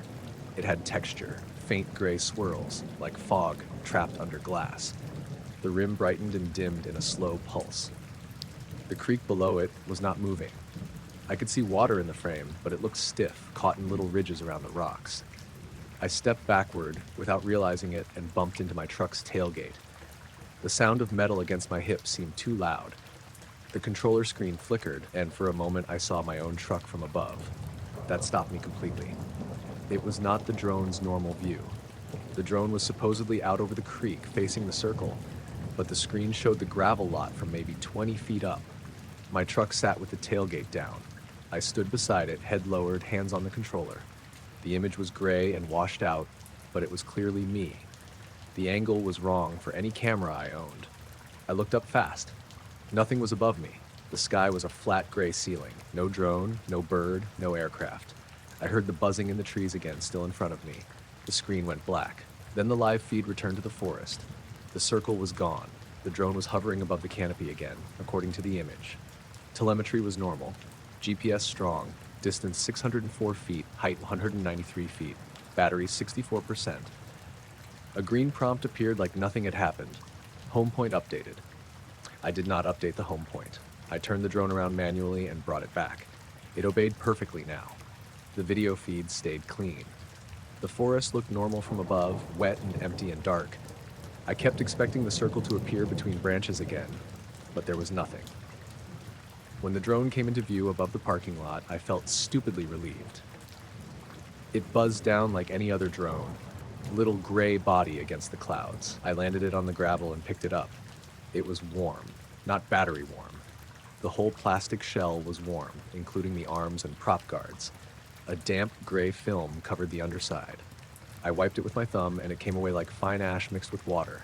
It had no smell at first, but when it dried on my skin, it smelled faintly like burnt dust. I powered everything off and sat in the driver's seat with the door open. My hands were shaking. I checked the controller recordings right away. The screenshot was there, but it did not show the circle. It showed the forest canopy, blurry from movement, with a gap between branches where the circle should have been. The leaves around the gap were lit from below, pale and sharp, but the object itself was missing. The video clip was the same. At the moment, I remembered seeing the circle clearly. The footage showed only dark green leaves and that impossible underlighting. Then the feed froze, but in the recorded file, it did not freeze. The drone kept moving normally. It never descended. It never went low over the creek. It never showed the boulder. It never showed my truck from above. The recording from the whole flight looked like a boring pass over the forest. Except for the audio. The drone did not record audio, but the screen recording from my phone did because I had started a screen capture when the first glitch happened. Mostly it captured my breathing, the controller beeps, and me muttering. During the part where the video showed normal canopy, there was another sound underneath, a low repeating tone, like someone humming through a wall. It came in pulses. Every time the tone pulsed, the trees in the video brightened slightly from below. I sat there for a while, watching that section over and over. Then I noticed the time. I had launched at 3:17 p.m. The flight log said I landed at 3:31 p.m. The clock on my truck said 4:08. My phone said 4:08 too. I was missing more than half an hour. I checked the drone battery, thinking maybe the log was wrong. It had 61% left, which matched a short flight. If it had been in the air for 50 minutes, it should have been dead or close to it. The controller battery had barely dropped. The phone was the same. Everything agreed except the actual world. That was when I decided to leave. I packed too fast and dropped one of the spare props into the gravel. I left it there. I closed the tailgate, got in the truck, and backed out of the lot without putting my seatbelt on. I did not want to look at the trees, but I kept glancing at them anyway. Nothing moved in there. No glow. No buzz. Just dark trunks and thick leaves. The road back toward Elkins had no service for the first few miles. I drove with the radio off. My ears felt plugged, like I had been on a plane, and my right hand still smelled like burnt dust even after I wiped it on my jeans. About 10 minutes from town, I passed a Forest Service truck parked on the shoulder. A guy in a green uniform stood near the ditch, looking into the woods with binoculars. I almost stopped and told him, but I did not. I slowed down, though, and he turned his head as I passed. He was not looking at me. He was looking above my truck. I checked the mirror. There was nothing behind me but the road and low clouds. When I got home, my roommate Caleb was on the porch trying to fix a loose board with a cordless drill. He said, "You're back late." And I said the trail was washed out worse than I thought. He asked if I got any footage. I said not really. I took the drone straight to my room. Under the desk lamp, The gray film on the underside had dried into tiny specks. I scraped some onto a piece of white paper with a knife. It looked like ash, but felt gritty, almost metallic. I put the paper in a plastic bag because I did not know what else to do. The drone's camera lens had a faint ring on it too, a perfect circle near the edge of the glass. Lens cleaner would not remove it. That night, I opened the flight log on my laptop. The map showed the drone flying out over the forest, hovering for 4 minutes, then returning. Nothing strange, but when I exported the coordinates and loaded them into a satellite map, the hover point was not over the creek where I had seen the circle. It was over an area of forest about 200 yards north, near a clearing I had never noticed before. The clearing did not show in the live feed. I zoomed in on the satellite image. It was small, maybe 40 feet across, a rough circle of lighter vegetation surrounded by hemlocks. There was no trail leading to it. No road, no structure. I went to bed late and did not sleep much. Around 2 a.m., my phone lit up on the nightstand. It was a notification from the drone app. Aircraft disconnected. The drone was in its case under my desk. The battery was removed. The controller was turned off. I stared at the notification until the screen went dark. In the morning, I checked the app. There was a new flight record from 2:03 a.m. It lasted 17 seconds. No GPS data, no distance, no altitude, just a blank map and a thumbnail image. The thumbnail was black except for a bright white circle near the center. I clicked it. The file would not open. I told Caleb then, or tried to. I showed him the flight log, the weird underlit trees, the thumbnail that would not open, and the ring on the drone lens. He listened longer than I expected, then asked if somebody could have hacked the drone. I said maybe. That answer made him more comfortable, so he stayed with it. He said people hacked stuff all the time. He said drones were glitchy. He said the circle was probably a campsite tarp or a reflection off water, and the missing time was probably me losing track because I was focused on the screen. I nodded because I wanted those things to be true. But he stopped talking when I showed him the ash. The little plastic bag was still on my desk. The gray specks had gathered into a thin ring, even though I had shaken them loose when I carried the bag. I flattened the bag with my palm, spreading the specks out. Then I left it on the desk while we watched. Slowly, not all at once, the specks pulled back toward the same circular shape. Caleb said, "That's static." I said, "Probably." Neither of us touched the bag after that. 2 days later, I went back with my friend Priya because she was the only person I knew who would not immediately turn it into a joke. Priya taught biology at the community college and hiked alone more than anyone I knew. I did not tell her the whole story before we went. I just said I had seen something odd on drone footage and wanted to check a clearing. It was sunny that morning, clear after the rain, with steam coming off the road in places. The trailhead lot had 2 cars in it this time. We saw a couple with trekking poles heading up the ridge, which made me feel better. Normal people. Normal day. I left the drone at home. We hiked in on the main trail, then cut off where the map said the clearing should be. There was no path. We pushed through rhododendron and wet ferns, climbing over slick logs and ducking under branches. The forest made normal sounds that day. Birds, bugs, the creek below. I kept telling myself that mattered. The clearing was real. It was not a campsite. It was a round patch where the trees simply stopped. No stump bases, no cut logs. Just a circle of low grass and moss under open sky, maybe 30 feet wide. The ground in the middle was flat and darker than the rest, as if water had stood there recently, but it was not muddy. It gave slightly under my boots, like thick carpet. Priya crouched and touched the moss. She did not say anything for a while. Around the edge of the clearing, the hemlock branches all bent inward, not broken, bent. Their tips pointed toward the center, like they had grown that way, except the satellite photo I checked later from the year before showed a normal, unbroken canopy there. Whatever happened had happened recently. In the center of the clearing, half hidden in the moss, I found one of my spare props, the one I had dropped in the gravel lot. It was black plastic with the same little silver nick on the tip from when I clipped my garage door the previous winter. I knew it was mine. It had no mud on it, no scratches from being carried through the woods. It was lying flat, warm from the sun. Priya looked at me and said, "You dropped this here?" I said no. She asked where. I said the parking lot. We left after that. Not running, not panicked, just done. I put the prop in my pocket and kept checking behind us on the hike out. Once I thought I heard the drone buzz somewhere above the trees, but Priya said it was a cicada. Maybe it was. I wanted it to be. When we got back to the lot, the 2 cars were gone. My truck was alone. On the windshield, there was a wet circular mark about the size of a dinner plate, right in front of the driver's seat. It looked like condensation, except it was on the outside of the glass, and the rest of the windshield was dry. I wiped it with my sleeve. It left a gray smear. Priya saw that too. She did not offer an explanation. She just got in the passenger seat and told me to drive. I did make it home. I cleaned the drone, boxed it up, and put it in the closet. I did not fly again for months. Eventually, I sold it online to a guy in Ohio and did not mention the lens ring because it did not seem to affect the video anymore. Before I shipped it, I checked the app one last time to clear my account. There was one new file in the cache. No date, no location, just a thumbnail. It showed the forest clearing from above at night. The trees formed a dark circle around pale grass. In the center, a bright white ring hovered just above the ground. Near the edge of the clearing, 2 small figures stood shoulder to shoulder looking up. One wore my blue rain jacket.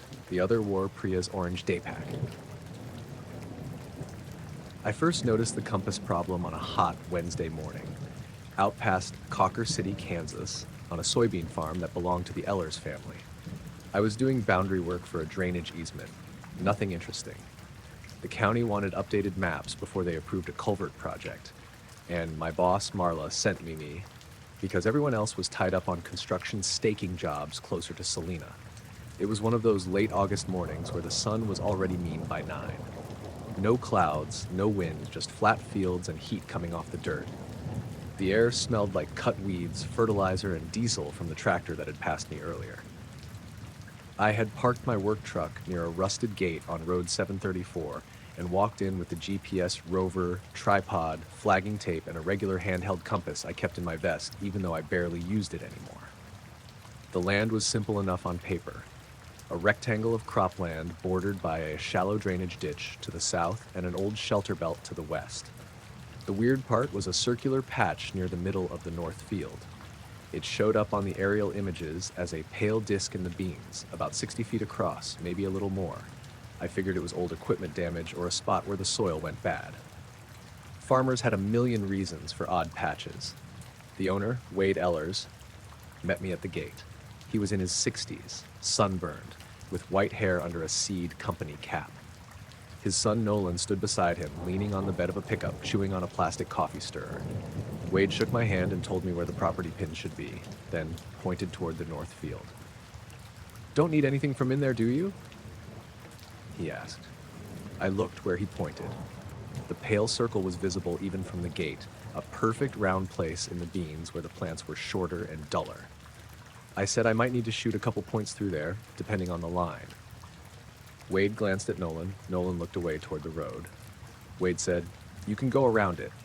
I laughed a little because I thought he was joking. GPS doesn't care much, but I need clean line of sight. If it saves time, I'll cut across. He did not laugh. He said, "Just go around it if you can." That was the first thing that stuck with me. Farmers were usually practical. If they wanted you to avoid something, they told you why. Wet spot, badger hole, old well, bull in the pasture. Wade did not give a reason, and Nolan acted like he wished his dad had not said anything. I said okay, and started work. The first couple hours were normal. I found the corner monuments, flagged the ditch line, took shots along the proposed easement, and sweated through my shirt. The GPS worked fine. My tablet drew the field shape as expected. I could hear meadowlarks somewhere out beyond the soybeans and an irrigation pump running far off to the east. By late morning, I needed one cross-check point near the center of the field to tie the easement to an old fence reference. I could have walked around the pale circle like Wade asked, but it was hot and the beans were thick, and going around meant fighting through another 100 yards of crop. The circle was dry-looking and open. The plants there barely reached my knees. I told myself Wade probably just did not like people stepping in it because the crop was weak, so I walked toward it. The first strange thing was the silence. It did not drop all at once. I noticed it while checking the rover height. The pump sound faded. The insects faded. Even the dry rustling of leaves around my legs seemed muffled. I stopped about 10 feet from the edge of the pale circle and looked back toward the gate. The trucks were still there. Wade and Nolan were gone, maybe back to the house. Heat shimmered over the road. Everything looked normal. The circle looked less normal up close. It was too clean. The soybean plants changed right at the edge, like someone had drawn a line with a compass. Outside the circle, the plants were waist-high and dark green. Inside, they were shorter, dusty, gray-green, and all leaned slightly outward away from the center. The soil inside was smoother too. Not bare, but packed down in a way that did not match tractor tracks or water flow. I stepped in. My GPS rover lost lock immediately. The tablet beeped and flashed a red warning. Insufficient satellites. I looked up, annoyed. Clear blue sky, no trees overhead, no buildings. Nothing that should have blocked signal. I took one step back out of the circle, and the signal came back. 15 satellites. Fixed solution. I stepped in again. Lost lock. That was weird, but GPS glitches happen. I had seen multipath from grain bins, interference from power lines, all kinds of stupid stuff. There were no grain bins nearby and no lines over the field, but I still tried to explain it away. I set the rover down at the edge and pulled out the handheld compass, mostly out of habit. The needle spun once, stopped, then pointed east. I turned my body. It stayed pointed east relative to me, not relative to the ground. I frowned, tapped the case, and held it level.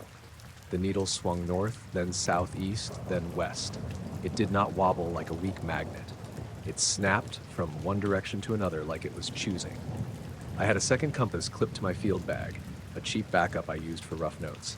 I pulled that one out. It pointed straight behind me. The first compass pointed left. I held them side by side. They disagreed by almost 90 degrees. That made the sweat on my back feel cold for a second. I walked a few steps deeper into the circle, holding one compass in each hand. The needles shifted with every step. Sometimes they pointed at each other. Sometimes they pointed away.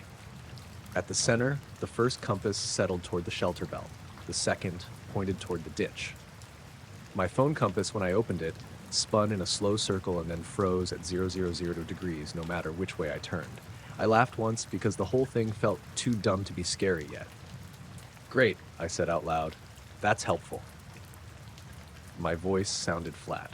I put the phone away and looked around. The field outside the circle seemed farther away than it had a minute before, not visually. It was still 60 feet across. But the green wall of beans at the edge looked like a boundary, like I was standing inside a shallow, invisible room.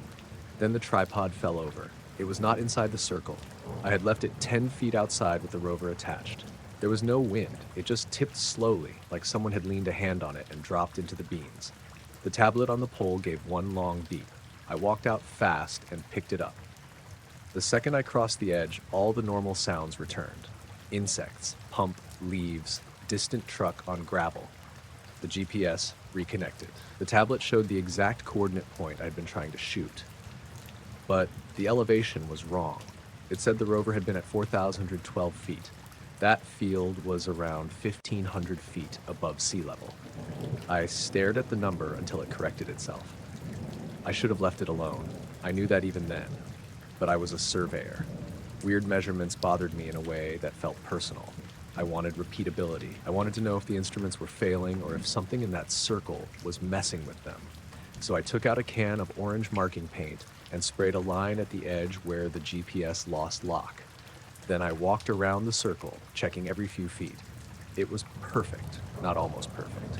Perfect enough that my rough pacing kept hitting the same distance from center. The GPS dropped at the boundary every time, right at the change in crop height. The compass behavior changed there too.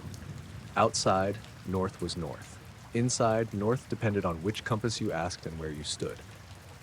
About halfway around, I found 3 old survey flags tied to the beans. They were not mine. The plastic had faded from pink to almost white. The wire stems were rusted. They had been pushed low into the dirt, like someone tried to hide them. One still had black writing on the tape, but the sun had eaten most of it. I could make out a date from years earlier and the name H.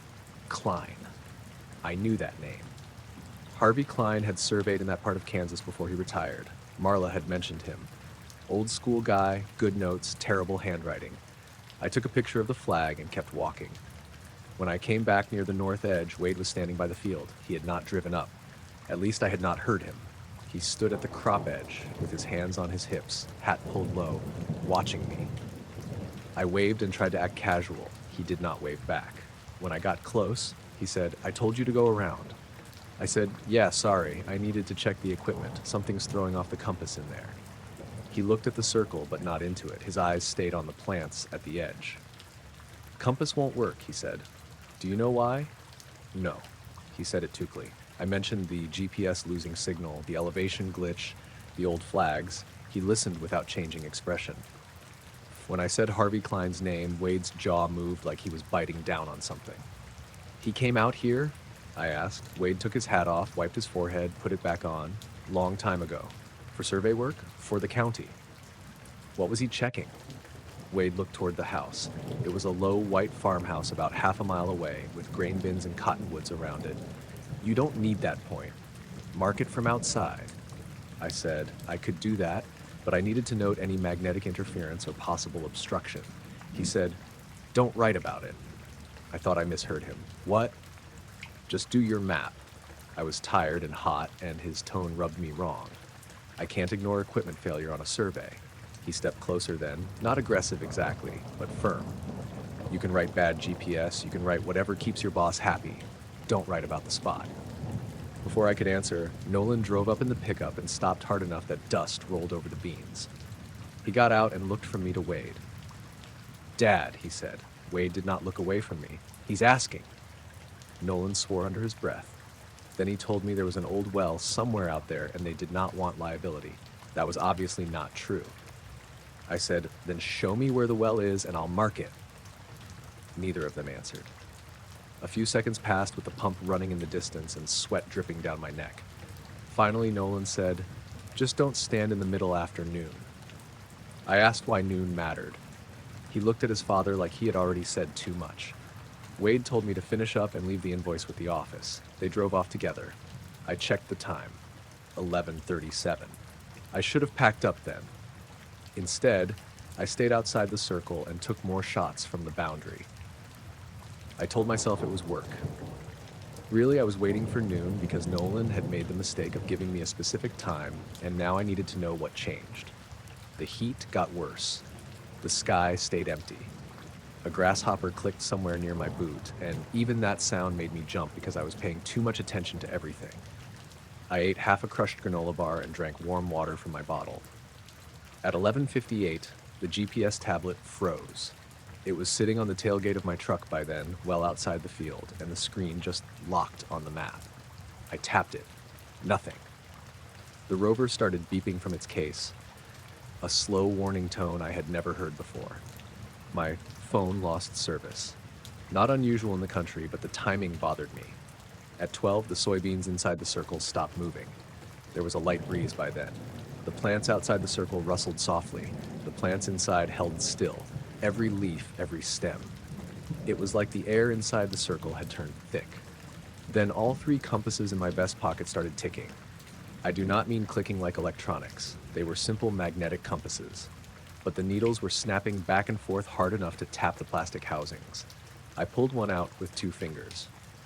The needle spun, stopped, spun the other way, then pointed straight down. The whole compass tilted in my palm like it was being pulled. A sound came from the center of the circle. Low. Steady. Not loud enough to cover the pump, but somehow under everything. I felt it in my teeth more than my ears. The soil at the center darkened. It happened slowly, spreading outward in a round patch about the size of a truck tire. The dirt did not crack or sink. It just turned a deeper brown like water was rising from underneath. But the day was dry and the surface stayed dusty. I stood there at the edge, telling myself to record it. My phone camera opened, but the screen showed only a black rectangle. Not the app. The app was visible. The image from the camera was black. I turned around and pointed it at my truck. Black. I closed it, reopened it. Same thing. Then something reflected in the black screen. Behind me. I turned fast. Nothing stood there, just the field, the road, and my truck. But for that 1 second in the dead phone screen, I had seen a pale vertical shape at the edge of the circle. tall and narrow. Not a person exactly, more like a strip of light standing upright. The tone deepened. The beams inside the circle leaned farther outward. I backed up a step. At the center, something bright appeared just above the soil. A small white point at first. I thought it was sunlight off glass, but the sun was directly overhead and there was no glass.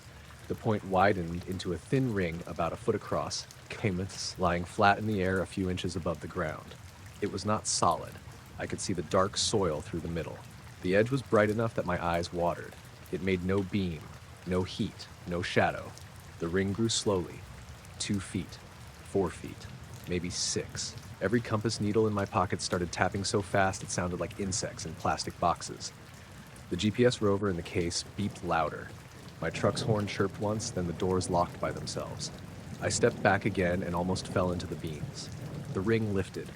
Not high, maybe to knee height. It stayed level and perfectly round, hovering over the center of the circle. The air around it had a slight shimmer, like heat above pavement, but the temperature where I stood dropped fast enough that sweat went cold on my shirt. Then I heard voices. Not clear words. More like people talking in another room with a fan running.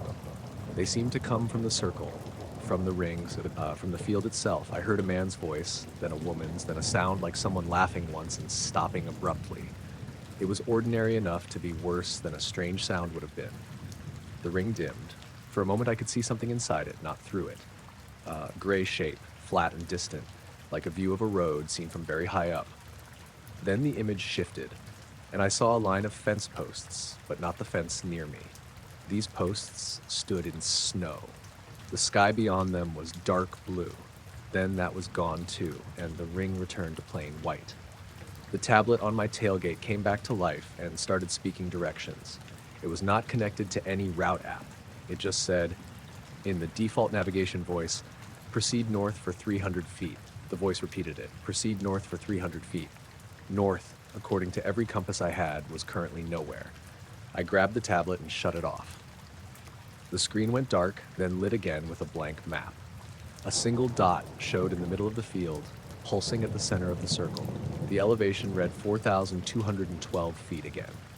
The ring folded. That sounds too strange, but it is what I saw. It did not collapse or vanish. One side lifted and passed over the other like a soap bubble being turned inside out, except it stayed bright and sharp. For a second, it was no longer a ring. It was a thin vertical line of light standing in the center of the soybeans. The pale shape I had seen in the phone reflection appeared beside it. I did not see it walk in. It was just there. Tall, narrow, featureless. Not glowing exactly, more like it was made of the same washed-out brightness as the line, but duller. It stood partly sideways to me, if sideways meant anything. It had no arms I could make out, no face, no head shape that made sense. Just an upright absence in the air, a person-sized place where the field looked overexposed. I could not move.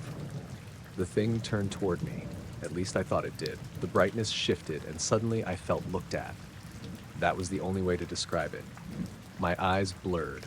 The tone rose until it felt like pressure behind my nose. The tablet in my hand vibrated hard enough that I dropped it. Then the line of light went out. The shape went out with it. The field sounds came back all at once. Pump, insects, leaves, a truck on the gravel road. My ears popped and I stumbled backward, breathing like I had run a mile. The soybeans inside the circle moved again, all of them rustling outward in the light breeze. The center of the circle was empty. The whole thing had lasted maybe a minute. My watch said 12:48. I had lost almost 50 minutes. I know I had not stood there for 50 minutes staring. My water bottle was still on the tailgate, and the ice inside had not melted much. The granola wrapper I had dropped near my boot was still there. The sun had shifted enough that the truck's shadow sat in a different place. The GPS tablet, lying screen up in the dirt, showed a completed point in the center of the circle. I had not taken that shot. The point name was H. Klein 07.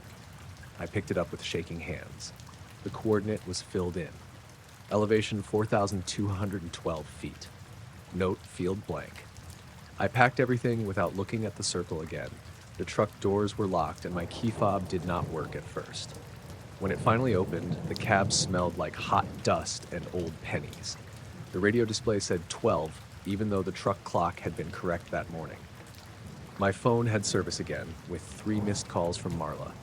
I called her while driving back toward town. She asked why I had sent a file already. I said I had not sent anything. She said the data collector synced a job at 12:41. It had one point in it that looked bad, way off elevation, and she wanted to know if the rover had glitched. I told her yes. I told her there was interference in the field and I was coming back. She started asking normal work questions, and I could not answer them. My mouth was dry. I kept looking in the rearview mirror at the dust behind the truck.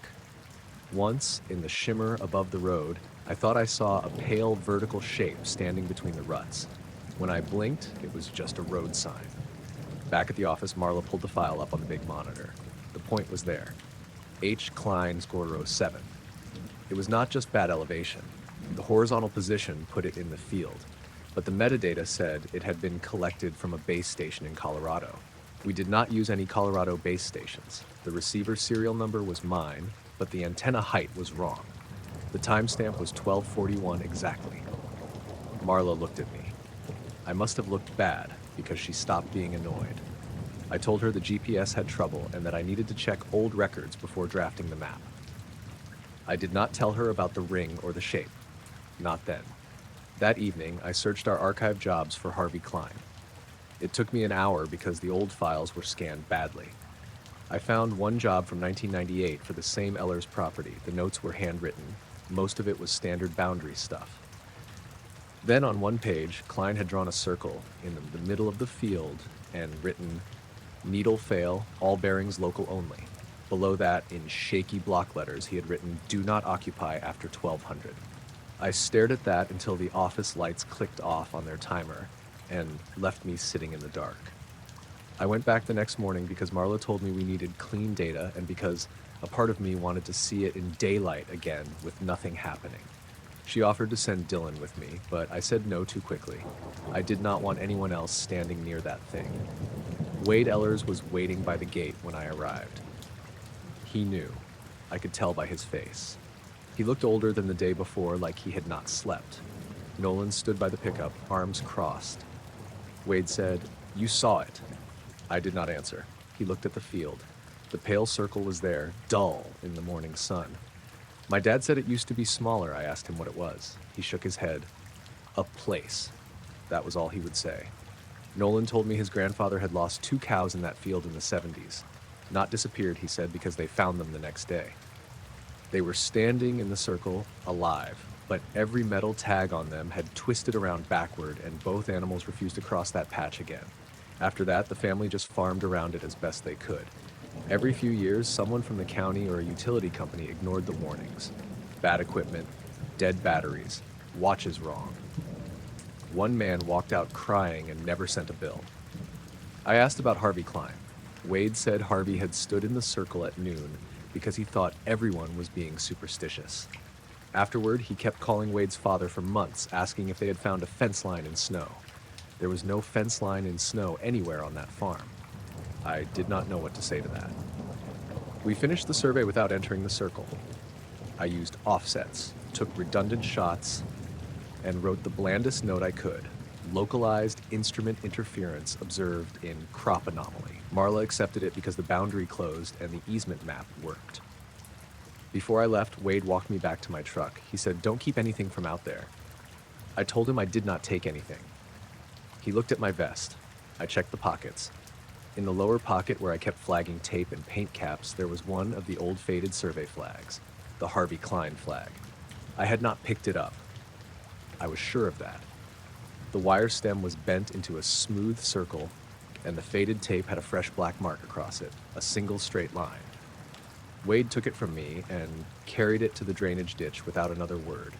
He pushed it deep into the mud with his boot. I drove home that afternoon and showered for a long time. My compass, the good one, sat on the bathroom counter because I had emptied my vest. While I was brushing my teeth, the needle turned slowly until it pointed at me. Not north. Me. I moved to the left. It followed. I moved to the right. It followed again. I put it in the kitchen junk drawer and shut it. The next morning, it was on my nightstand. The needle pointed toward the open bedroom door, steady and patient, like it was waiting for me to follow. The fog sat low over Skagit Bay that morning, low enough that the tops of the cattails looked like they were floating without stems. I had parked at the pullout off Fur Island Road a little after 6, before the first birders showed up with coffee cups and tripods. It was early November, cold but not freezing, and the whole marsh had that flat gray look where you could not tell where the water ended and the sky started. I was there for short-eared owls mostly. I had seen one hunting the ditch line the week before, and I wanted clean footage of it, quartering over the grass. I had my long lens on the tripod, my old Canon hanging from the strap, and a pair of Vortex binoculars tucked inside my jacket so they would not fog up. My friend Lena was supposed to meet me around 7, but she texted while I was still sitting in the truck and said her kid had a fever.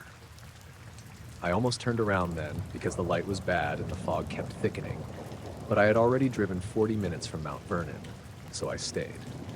For the first half hour, nothing much happened. A few red-winged blackbirds moved around in the reeds. 2 herons lifted out of a drainage channel and vanished like gray paper cutouts. Somewhere out on the flats, snow geese made that distant barking sound they make before they rise, but I could not see them. I set up near a fence post and started filming a bald eagle sitting on a dead snag across the water. That was when I noticed the glow. It was not bright at first. It was just a small warm dot about the color of a porch light seen from far away. It hung low over the marsh, maybe a few feet above the fog, though distance was hard to judge. I first assumed it was a truck on the dike road, headlights turned sideways in the mist. Then it moved left without getting closer or farther away in a smooth line that did not match the road. I lowered the camera and stared with my eyes. I could still see it, faint but steady. I brought up the binoculars, wiped one lens with my sleeve, and found it again between 2 clumps of willow. Through the binoculars, it looked stranger. It was not a round light exactly. It had a hard edge on one side and a blurred edge on the other, like something was glowing from behind a thin piece of plastic. It was not huge. If it had been near the far drainage ditch, maybe it was the size of a basketball. If it had been farther out, it could have been anything.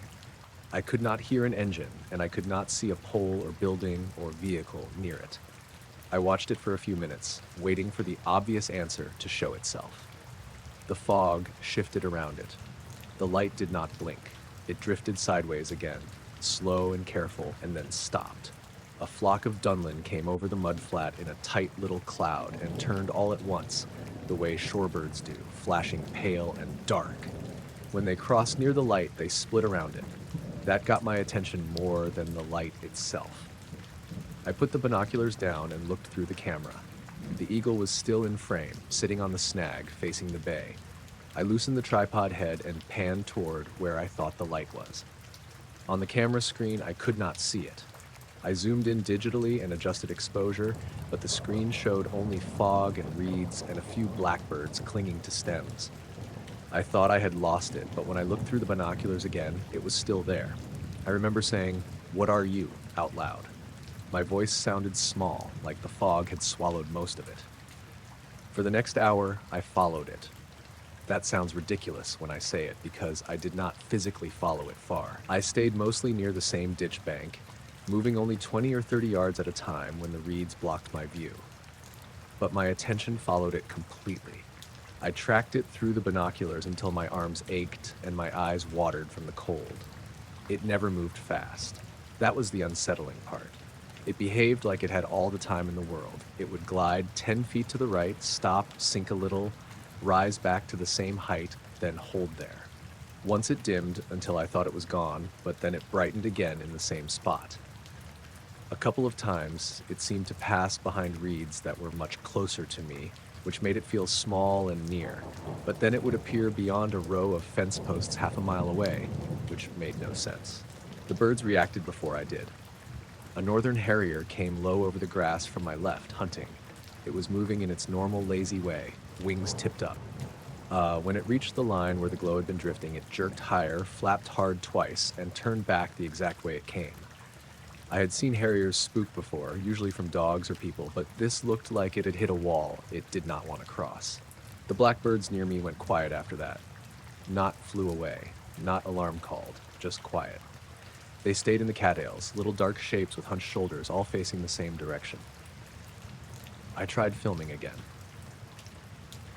I set the camera to manual focus, pointed it exactly where I saw the glow, and recorded several minutes. I kept checking between the binoculars and the camera screen. In the binoculars, the light was there, sometimes bright enough that I expected it to blow out the image. On the camera screen, nothing. Just fog. I thought maybe the sensor was not picking up whatever wavelength it was, which sounded stupid even inside my own head. I took still photos too, bracketed the exposure, changed ISO, even took the UV filter off the lens in case it was causing some reflection. Nothing showed on the screen. Around 7:30, the fog got thicker. The road behind me disappeared. I could hear cars passing, tires hissing on wet pavement, but I could not see them. I started feeling cut off from everything. The marsh was not remote. There were houses and farms all around Fur Island, and I was probably 5 minutes from someone's kitchen table. But in that fog, standing next to the ditch with no one around, it felt like I had walked into a separate place. The light shifted toward the bay. I followed it with the binoculars, stepping over flattened grass and trying not to slip. My boots sank into mud near the edge of the ditch. I could smell rotting vegetation and salt water. At one point, I looked down to make sure I was not about to step into the water, and when I looked back up, the light was much closer. It was on my side of the far channel now. I was sure of that. It hung beyond a patch of rose hips, maybe 70 yards away, about shoulder high. I could see the wet red berries in front of it, dark against the glow. It had more shape from that distance, not an orb, not a flame, more like a short vertical smear. The top was squared off. The bottom narrowed slightly, like a reflection hanging in the air without a surface. I stopped moving. There was a sound then, very low, not loud, more felt than heard. It was like when a big truck idled somewhere nearby, except there was no vibration in the ground and no rise and fall like an engine. Just a steady pressure in my ears. I swallowed and my left ear popped. The sound stopped right away. Every bird I could see turned toward the light. I noticed it first with the blackbirds. Then the eagle on the snag, which I had forgotten about, had turned too. The herons in the drainage channel stood stiff with their necks pulled in, all facing the same place. Even the gulls sitting out on the mud seemed lined up. It was not dramatic. They were not panicking. They were just watching. That was the moment I got scared in a practical way. Not movie scared. More like my body decided before my mind did. My hands started shaking enough that the binoculars tapped against my glasses. I lowered them and looked around for another person. A dog walker, a farmer, anyone. There was no one. The fog made the road sound farther away than it was. I backed up a few steps. The light did not move. It stayed above the rose hips, clean and warm and perfectly quiet. I remember thinking that if it had been blue or green, I might have handled it better. Warm yellow made it worse somehow. It looked like something familiar, pretending to be ordinary. My phone buzzed in my pocket, and I nearly dropped the binoculars. It was a message from Lena asking if the owls were out. The timestamp said 8:12. I stared at it for a second because I thought the phone was wrong. It had been around 7:30 only a few minutes before. I checked my camera. The clock on the camera said 8:11. I looked at my watch, the cheap digital one I wore because I hated using my phone with gloves. 8:12. I did not remember 40 minutes passing. I knew I had been watching the light for a while, but not that long. My legs were stiff and my hands were numb, and my coffee in the truck was probably cold. Still, I could not place the missing stretch. I had not blacked out, I had not felt dizzy. There was just a blank spot where there should have been a sequence of things. The light began to move again. It slid to the right behind the rose hips.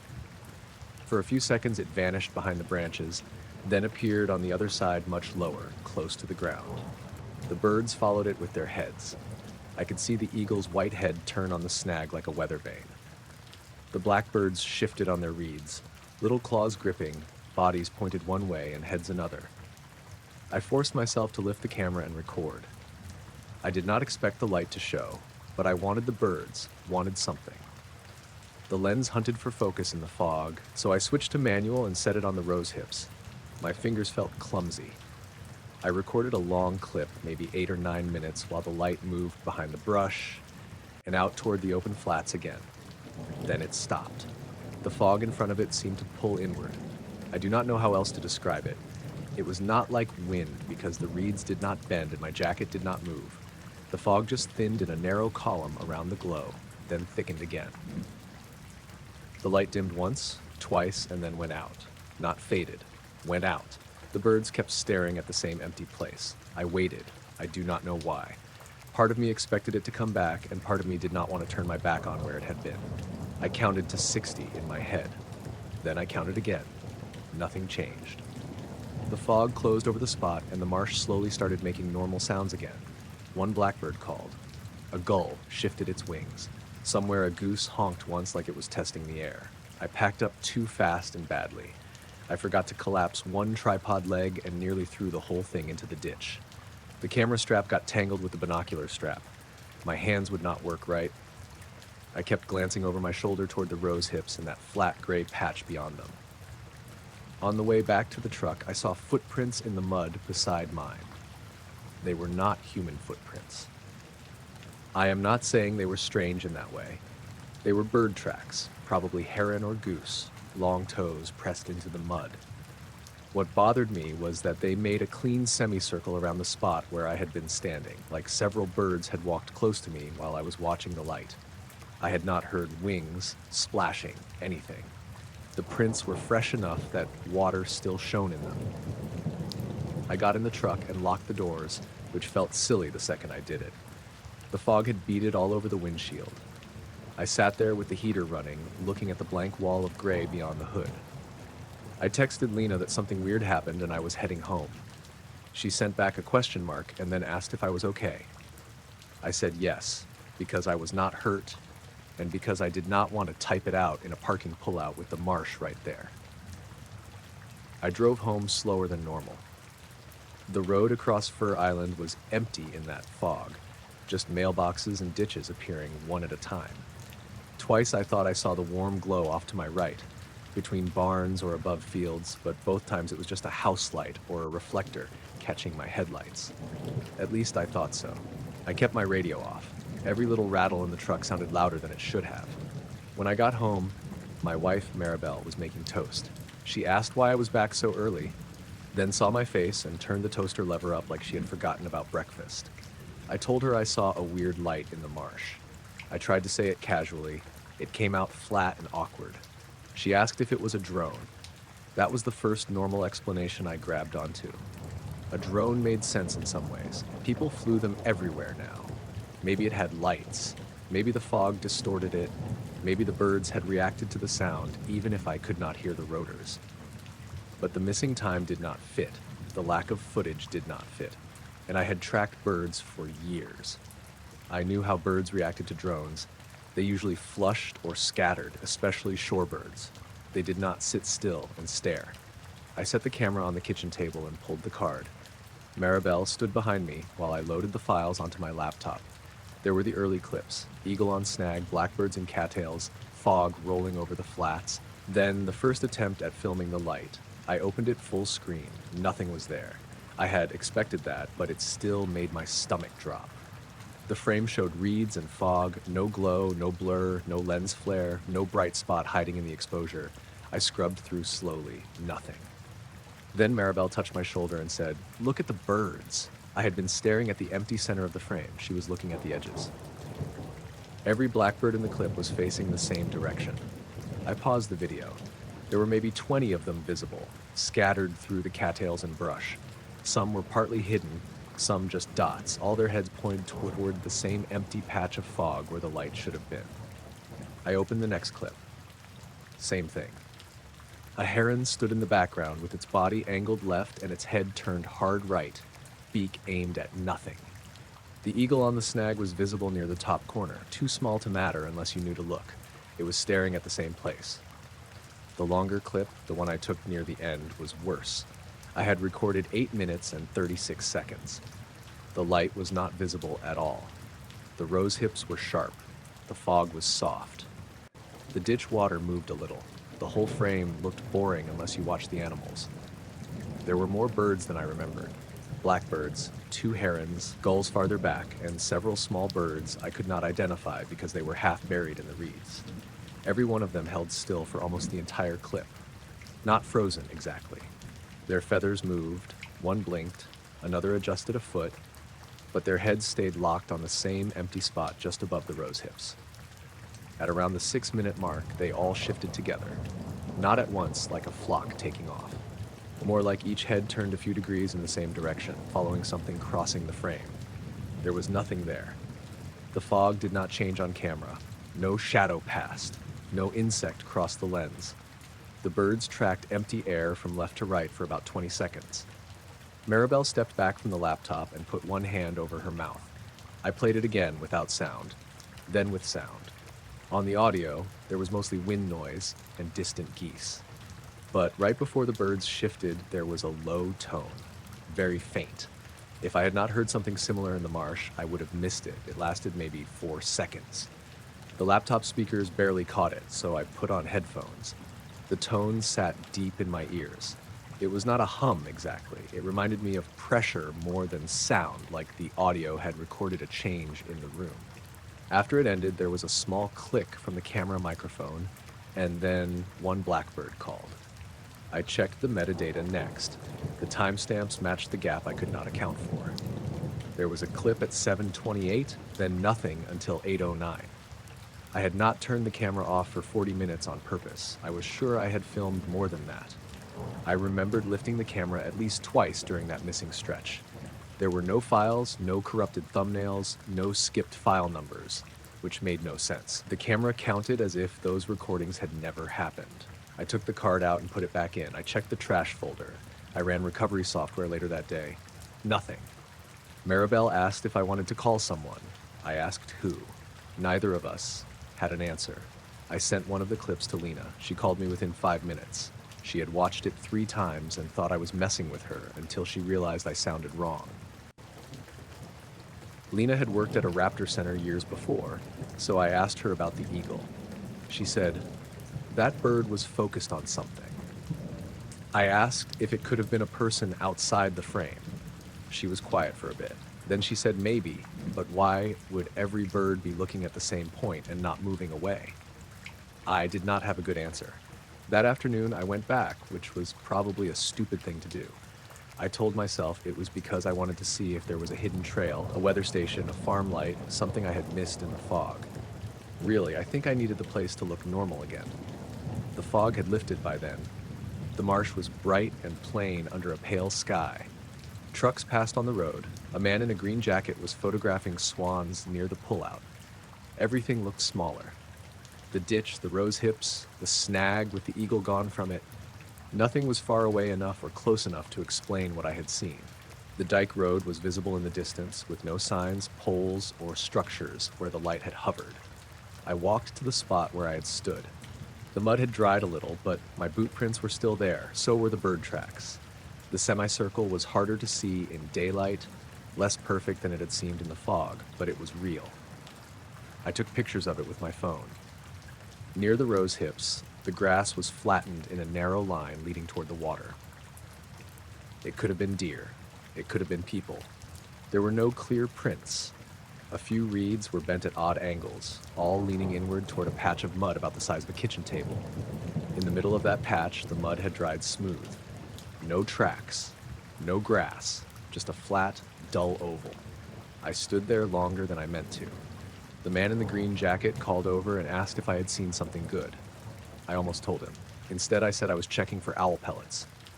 He nodded like that made sense and went back to his swans. I made it home before dark.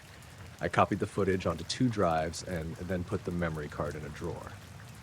That night, after Maribel went to bed, I watched the long clip again in the living room with the headphones on. At 8:14 in the video, a small song sparrow appeared from the lower right corner. I had not noticed it before. It hopped onto a bent reed, faced the empty place over the rose hips, and opened its beak like it was calling. No sound came through. The low tone had already ended. The sparrow stayed like that, beak open, for 7 seconds. Then it closed its beak and turned its head toward the camera. Not toward where I had been standing in the marsh. Toward the camera. straight down the lens. It held that position until the clip ended. The first ones showed up just past the overlook on Highway 160, where the road started dropping into the canyon towards South Fork. I was driving alone in my old Subaru, coming back from Durango later than I meant to, and the weather had been ugly for the last hour. Not a full storm, just that wet mountain mix where it was rain at one bend and sleet at the next. The wipers had been going since Pagosa Springs. The heater was on too high. My coffee had gone cold in the cup holder. I had taken that road plenty of times before. I worked as a repair tech for a small internet company, and we had customers scattered all over those towns. That day, I had been out near Bayfield, replacing a busted radio on a grain silo. Then I stopped for dinner because I did not want to eat gas station food again. By the time I started heading home, it was already dark. There was almost no traffic once I got past Wolf Creek Pass. I saw one semi pulled over with chains on and one pickup going the other way, but after that it was just my headlights, wet pavement, and the black wall of trees on both sides. The road had that shine it gets when it is cold enough to make you nervous but not cold enough to look frozen. I was tired, but not falling asleep tired. I had the window cracked so the cold air hit my face. I had a podcast playing low, some guy talking about old baseball scandals, and I remember being annoyed because the Bluetooth kept cutting out whenever the road dipped. The first flash looked like an animal's eyes. It was straight ahead, maybe 50 yards past the next curve, 2 little points reflecting my headlights from the right shoulder. I slowed a little because deer were everywhere up there. Then I saw more of them. Not 2, not 10, hundreds. They were spread across the road and above it, hanging in the air from maybe knee height up to higher than my windshield. Tiny points of light, all the same size, all reflecting white. They looked like dewdrops on a spider web, except there was no web and no branch to hold them. They filled the lane ahead of me like someone had sprinkled glitter into the air and frozen it there. I took my foot off the gas. At first I thought it was sleet. That would have made sense. The headlights catch ice pellets and make them sparkle, but these points did not move. The wipers swept across the glass and I could see rain sliding up the windshield, but the dots out there stayed fixed in place. They did not fall. They did not drift. They did not blow sideways in the wind. I rolled forward at maybe 20 miles an hour, waiting for them to resolve into something normal. A road sign with reflectors, a flock of bugs, a low cloud of mist. But the closer I got, the less sense it made. They were not on the windshield. I leaned left and right in my seat, and the points shifted like real objects outside the car. They were not reflections from the dash either. I turned the podcast off and dimmed the instrument panel with the little wheel by my knee. Nothing changed. The road curved gently left, and the points stayed exactly where they were, suspended over both lanes and spilling into the trees. My headlights lit them up more and more as I approached. They had no color, just hard white pinpricks. I braked to a crawl. The Subaru's tires hissed on the wet road. Somewhere under the car, slush scraped against the wheel well. I looked in the rearview mirror, partly because I was worried about somebody coming up behind me, but the road back there was empty and black. When the hood reached the first few points, they vanished. Not flew away, not popped, not faded. They were just no longer there. The next row vanished when the car reached them too. It was like my headlights were revealing a curtain of tiny reflections, but the curtain only existed until I got close enough to touch it. I could not see anything hit the windshield. Nothing landed on the hood. The wipers did not smear anything. There was no sound. I stopped the car in the middle of the lane. The points ahead remained perfectly still. The ones beside the front fenders were gone. I sat there with both hands on the wheel and stared through the windshield, breathing too hard for how little had happened. I cracked the window farther. Cold air rushed in. The smell was wet pine and hot dust from the heater vents. I listened. No buzzing. No tapping rain beyond the light patter already hitting the roof. No birds, no branches, no engine noise except my own. The tiny lights hovered ahead of me over the yellow center line, each one separate from the others. They were at different depths, so when I moved my head I could tell some were close and some were farther down the road. I grabbed my phone from the passenger seat and opened the camera. My hand shook enough that I had to brace the phone against the steering wheel. On the screen, the road looked normal. Dark trees, wet pavement, headlights fading into sleet. No points. I looked over the phone. The points were there. I took a picture anyway, then a short video.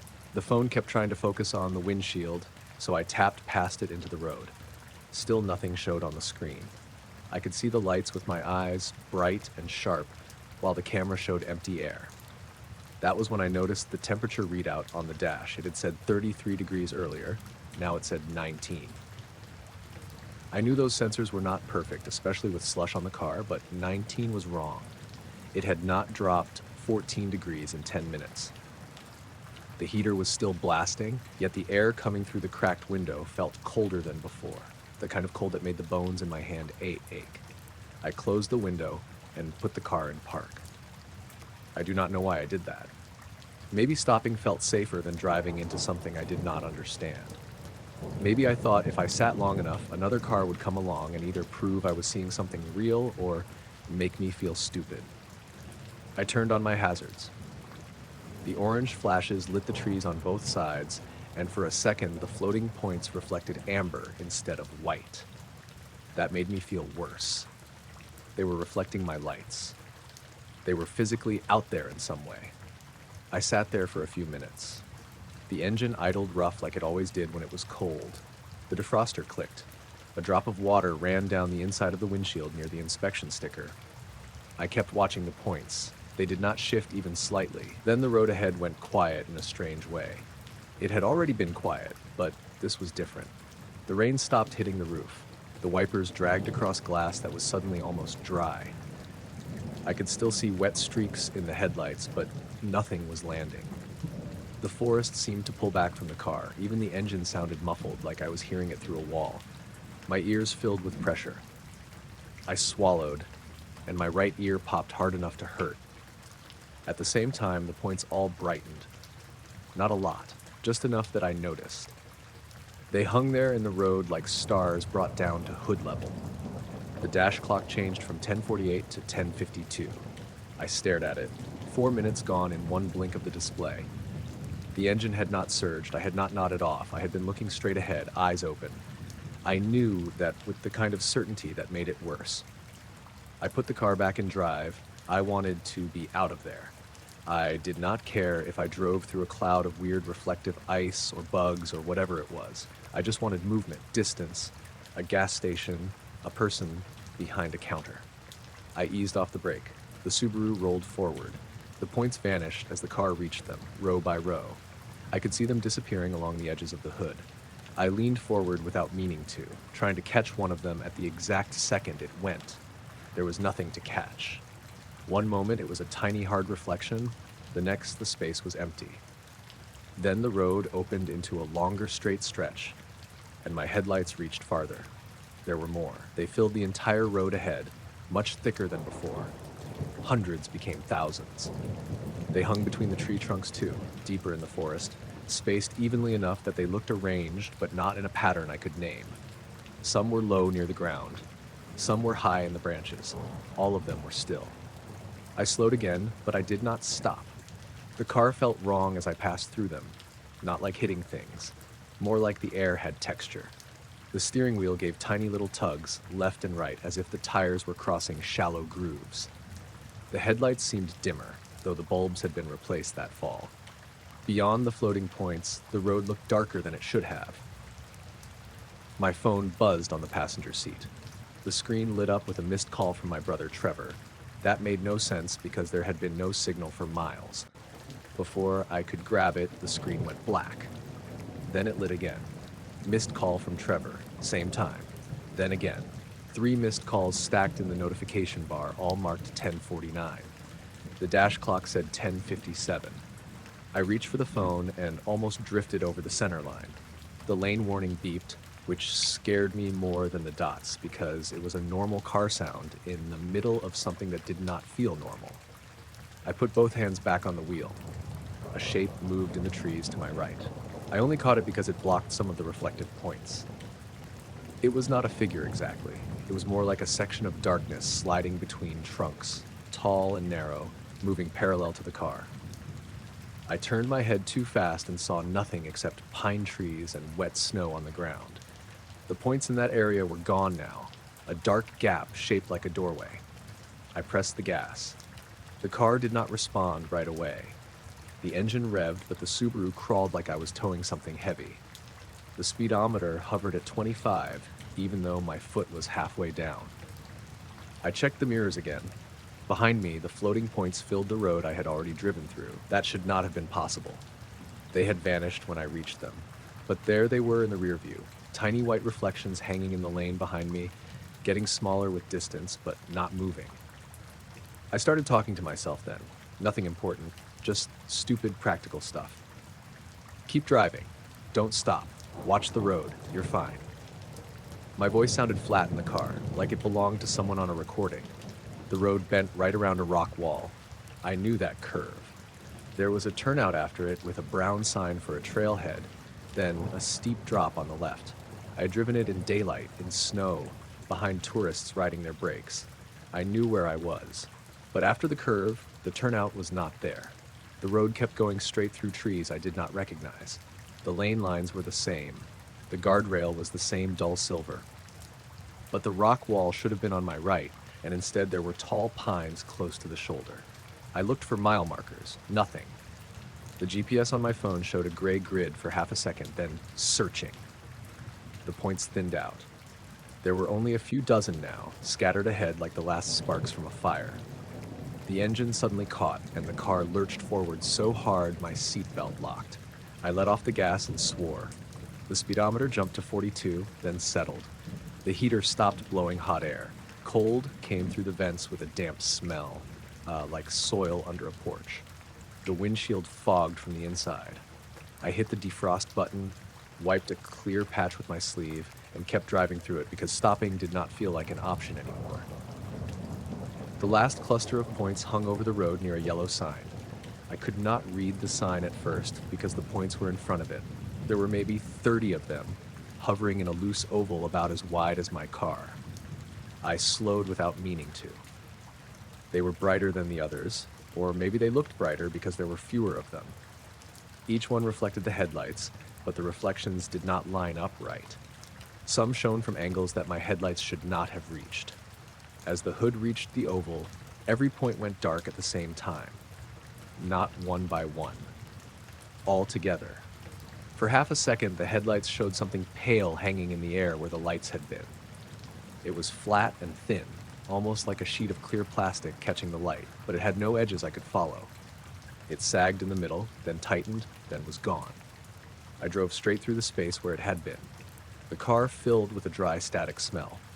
The radio screen flickered on by itself and showed 88.3 FM, but there was no sound. Then I was back at the missing turnout. The brown trailhead sign was on my right. The rock wall was behind me in the rear view. The road was normal, wet and empty, dropping towards South Fork. Rain hit the windshield again so hard the wipers squeaked. The dash temperature read 32 degrees. The clock said 11:18. I pulled into the turnout because my legs were shaking too badly to keep driving. The moment I stopped, the engine idled normally and the heater started blowing warm again. My phone had one bar. I called Trevor because of the missed calls.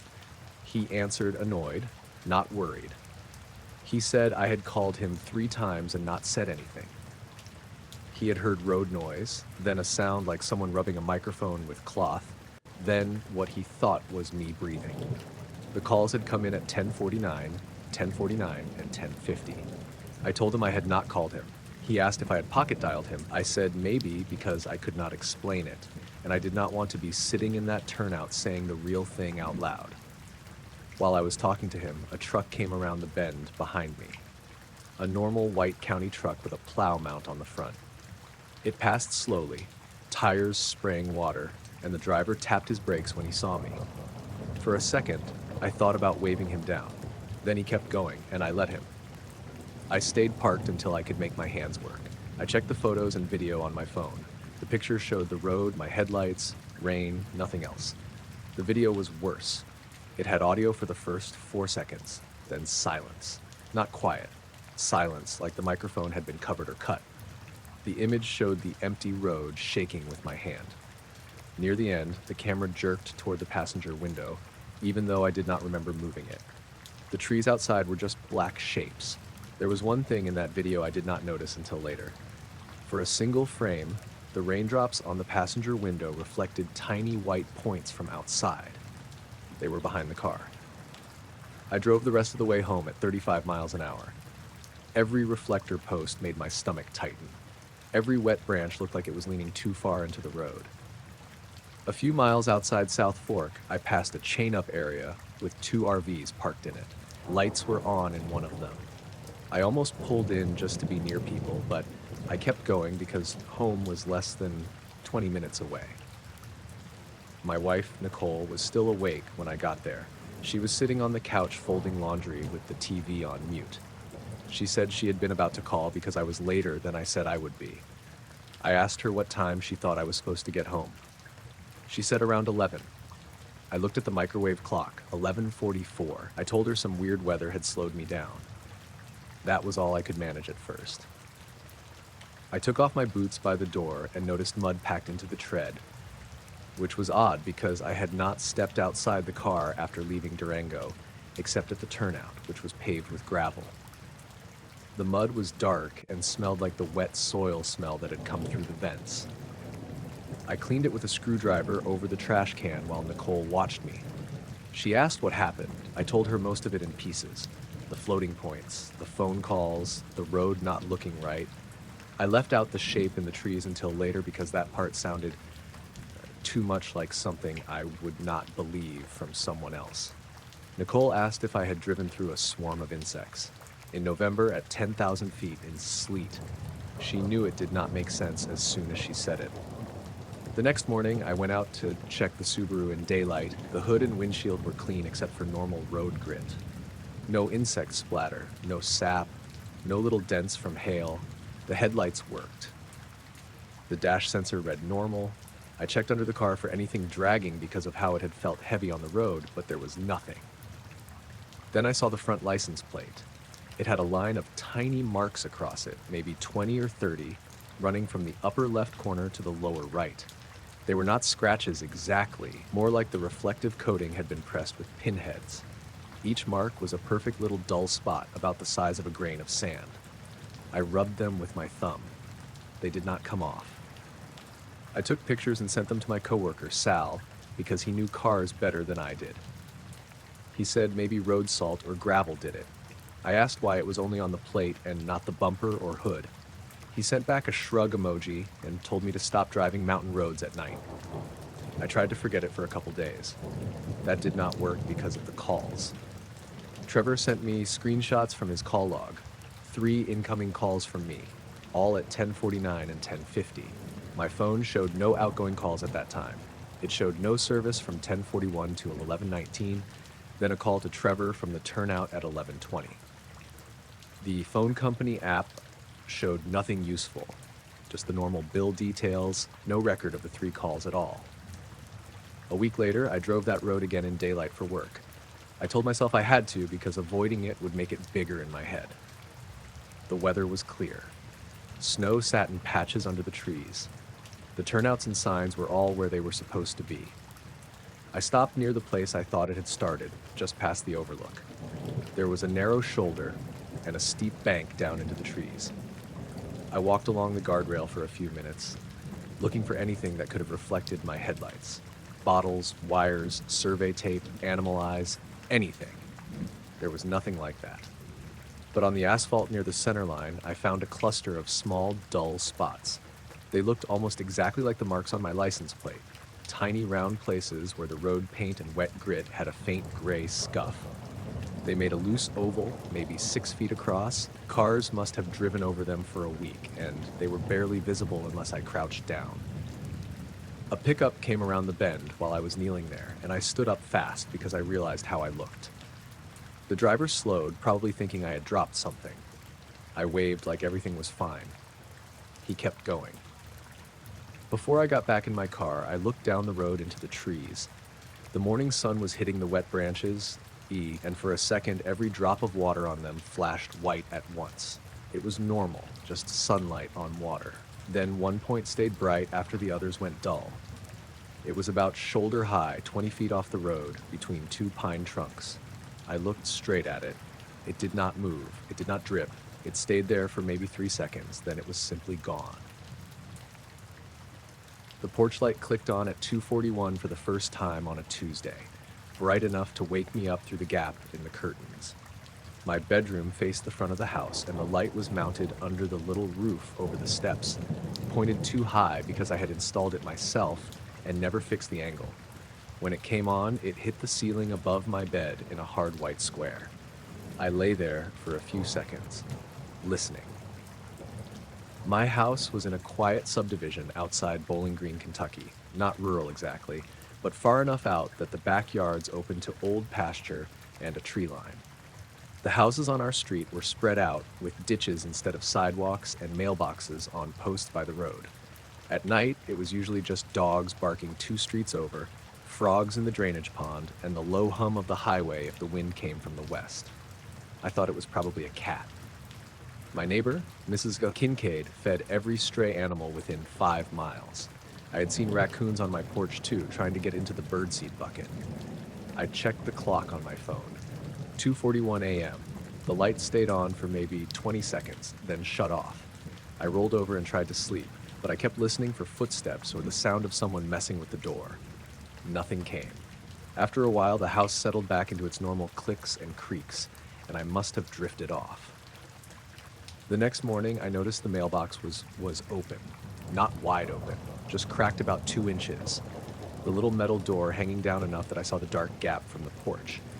It had rained before sunrise, and the mail inside was damp along the edges. It was junk mail mostly, a grocery flyer and 1 bill, but it annoyed me because I always closed the mailbox. I had replaced the latch the previous summer after it got loose, and it snapped shut firmly when you pressed it. I blamed the mail carrier at first. Then I remembered the mail did not come at night. I checked the porch camera before work. It was one of those motion cameras that clipped events and sent alerts to your phone. It had recorded a possum at 11:18 and my own truck leaving the driveway at 7:06. Nothing at 2:41. No clip. No alert. No person walking up to the box. Nothing. That should have been the end of it, but it happened again the next night. Same white square on the ceiling, same soft click from the motion light outside. I opened my eyes and already knew the time before I looked. 2:41. This time I got out of bed. I did it slowly because I did not want the floorboards to creak. I lived alone then. My wife, Dana, had moved out in May, and we were in that awkward stretch where neither of us had filed anything, but both of us knew where it was heading. The house felt bigger after she left. Sounds traveled differently. I was still not used to waking up and hearing only myself breathing. I went to the window and moved the curtain with 1 finger. The porch was empty. The light washed over the steps, the wet railing, the old flower pots Dana had left behind.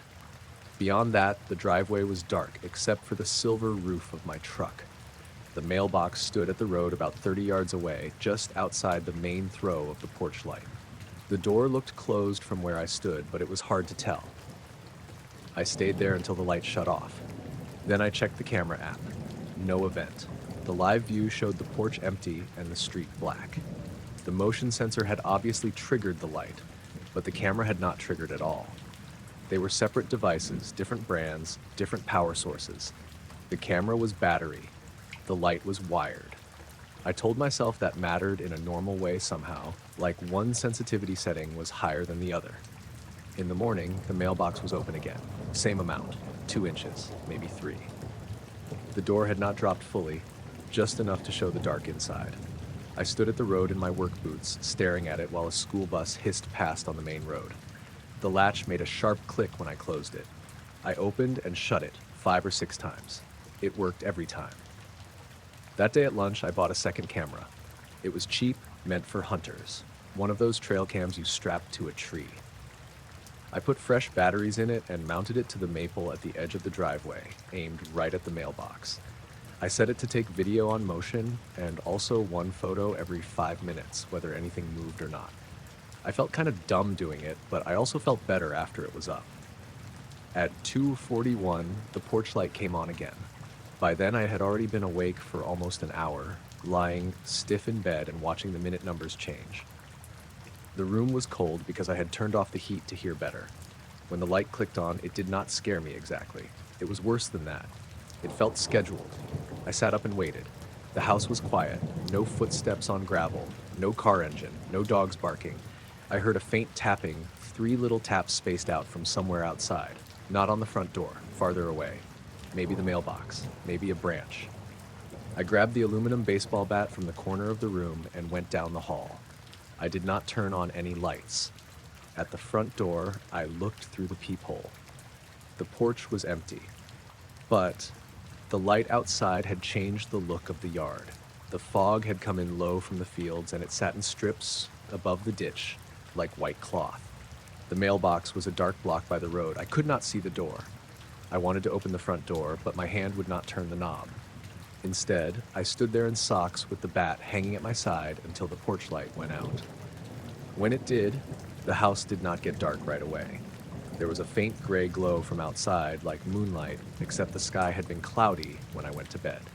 It faded after a few seconds. I went back upstairs and checked both cameras. The porch camera had no recording. The trail cam had recorded at 2:40. I opened the clip, expecting at least a raccoon or a neighborhood kid. The video showed the mailbox closed. The timestamp in the corner read 2:40:58. The image was grainy, black and white, the road empty, the ditch bright from infrared. At 2:41, the video froze. Not glitched with blocks or static. Froze like someone had pressed pause. The time stayed at 2:41 for the rest of the 30-second clip. The grass did not move. The branch in the top of frame stayed bent in the same exact position. Then the next file started at 2:41:35, with the mailbox still closed. In the morning, the mailbox was open. I did not go to work on Thursday. I called in and said I had stomach trouble. That was not completely false. My stomach had been tight since I woke up. I walked the yard in daylight and looked for footprints, tire marks, anything. The ground around the mailbox was damp and soft from the rain. My own boot prints showed clearly. The mail carrier's tire track was visible along the shoulder. There were no fresh footprints near the box. No animal tracks either, which seemed unlikely because that ditch always had prints in the mud. Deer, raccoon, dogs. But the mud within a few feet of the mailbox was smooth, like it had been wiped with a flat board. Not dry, not disturbed in a normal way, just smooth. I called the county sheriff's office and asked if anyone had reported people messing with mailboxes. The dispatcher was polite, but not concerned. She said they had some teenagers breaking flags off last month, but nothing recent. She told me to call back if I saw someone or if anything was stolen. Nothing had been stolen. That was part of the problem. Bills, flyers, one small padded envelope with a phone charger inside. All still there, just damp because the door kept opening. Thursday night, I put a piece of painter's tape over the mailbox door and wrote a little mark across it with a Sharpie so I would know if it moved. I also set a kitchen chair in the front room and stayed there with the lights off. I had coffee in a travel mug, my phone, the bat, and an old jacket over my lap. It felt ridiculous, like I was guarding Fort Knox instead of a dented black mailbox. By 1:30, the neighborhood had gone completely quiet. A car passed once on the road, tires whispering on damp pavement. After that, nothing. At 2:36, the frogs stopped. I did not notice right away. It was one of those sounds that filled the background until it disappeared. The drainage pond behind the houses had been loud all night with spring peepers, even though it was late September and cooler than usual. Then, all at once, the yard went silent. I sat up straight. At 2:39, my phone lost service. The little bars vanished, then the Wi-Fi symbol disappeared too, even though the router was in the next room. I opened the camera app. It spun and said it could not connect. At 2:41, the porch light came on. From the chair, I could see the front porch through the side window. The light hit the railing and the dead ferns in their hanging baskets. No person stood there. No animal crossed the steps. I did not move. Then I heard the mailbox door creak. It was a small sound, but I knew it. Anyone who has had an old rural mailbox knows that thin metal squeal. It came from the road, clear through the closed window. I got up too fast and banged my knee against the coffee table. The pain was sharp enough to make me suck in air. I limped to the door, unlocked the deadbolt, and opened it. Cold, wet air came into the house. The porch light stayed on above me. The yard was empty. The road was empty. The mailbox door was open. Only now it was open all the way. It hung down flat, black mouth facing the house. The blue tape I had put on it was split clean through the middle. I stepped onto the porch with the bat. The second my bare foot crossed the threshold, the light went out. I froze. The dark was too sudden. My eyes had adjusted to the porch light, and for a few seconds I could not see anything except the dull, pale shape of the road and the lighter stripe of the ditch. I reached back for the doorframe without looking away from the mailbox. Then something reflected near the mailbox. Not eyes. Too high and too steady. It was a small vertical shine about where a person's chest would be if someone was standing in the ditch. I thought it was a wet fence post catching light from somewhere, but there was no light now. No moon. No cars. The shine held for a second, then slid sideways behind the mailbox post and disappeared. I backed into the house and shut the door. I locked it, then locked the deadbolt, then stood with my back against it like a kid. My knee hurt. My foot was cold and wet. I listened for footsteps, but heard only my own breathing and the refrigerator humming in the kitchen. The porch light clicked on again at 2:43. That had not happened before. It stayed on for maybe 5 seconds and shut off. Then it clicked on again. 5 seconds. Off. On again. 5 seconds. I did not sleep the rest of the night. At first light, I went out with shoes on and a flashlight I did not need. The mailbox door was open. The tape was cut or torn right across the latch. The Sharpie line did not line up. Inside the mailbox, the mail sat pushed all the way to the back, damp but untouched. There was also a smell inside I could not place at first. Kind of like hot dust on a light bulb, mixed with wet pennies. On the underside of the mailbox door, there were 3 small dents from the inside out. That bothered me more than everything else that morning. They were shallow, round dents, evenly spaced, like someone had pressed the rounded end of a screwdriver from inside the box. But the door had been closed when I taped it. Nothing was inside except mail. I pulled the trail cam from the tree and checked the card on my laptop. The same thing happened as before. It recorded the road normally until 2:40:59. Then the video froze. At 2:41, the timestamp stopped moving. The next file began at 2:42:12. The mailbox was already open in that file. But there was one photo from the 5-minute interval setting that did not fit. It was stamped 2:41. The image was mostly black, not the usual infrared gray. The road was invisible. The mailbox was just a darker block. In the center of the frame, above the ditch, there were 4 pale smudges in a line. They were not bright. They looked like reflections seen through fogged glass. I zoomed in until the image turned blocky. The smudges had soft edges, but each one had a darker dot in the middle. Dana came by that evening to pick up some winter clothes she had left in the hall closet. I had not planned to tell her because we were already strained enough, but she knew me too well. She asked why I looked like I had not slept. I showed her the mailbox. She humored me at first. I could see that. She did the same thing I had done, opening and shutting the door, testing the latch. Then I showed her the frozen videos, the split tape, and the photo with the 4 smudges. She watched all of it without saying much. When it ended, she asked, "Why is the porch light not recording them?" I said I did not know. She looked out toward the road. The sun was down by then, and the sky over the pastures was dark purple. "You should come stay at my apartment tonight." I almost said yes. I wanted to. But some stubborn part of me hated the idea of leaving my own house because of a mailbox. Also, I thought if I left, I would never know what was happening. That sounded reasonable in my head at the time. Dana said she was not staying there with me, and I did not blame her. Before she left, she helped me set up one more thing. We tied fishing line from the mailbox door to a stack of empty soda cans on the porch. If the door opened, the cans would fall. It was simple and dumb, but it was not wireless, not motion activated, not anything that could freeze at 2:41. I also put a strip of flour across the mud around the mailbox and another across the porch steps. That night was colder, the kind of damp cold that got into the walls. I sat in the front room again, wearing a hoodie and boots this time. I left every light off. The fishing line ran from the mailbox across the yard low enough that it would be hard to see, up to the cans stacked near the door. At 2:20, I started recording on my phone from inside the window. I plugged it into a charger so the battery would not die. The screen showed the dark yard and the faint outline of the mailbox. At 2:34, Mrs. Kincaid's dog started barking. It barked 3 times, then made a low whining sound I had never heard from it before. After that, silence. The frogs were already quiet. At 2:39, my phone screen flickered. The video kept recording, but the image brightened and dimmed like the exposure could not settle. The mailbox blurred, sharpened, blurred again. I could hear my own breathing on the recording. At 2:41, the porch light came on. The cans did not move. The mailbox stayed closed.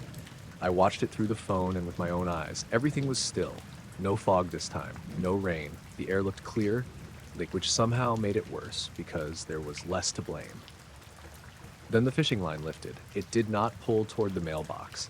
It lifted straight up from the grass in the middle of the yard, as if something had raised it with a finger. The cans rattled once on the porch, but did not fall. I could see the line shining in the porch light, tight and trembling. I stood up.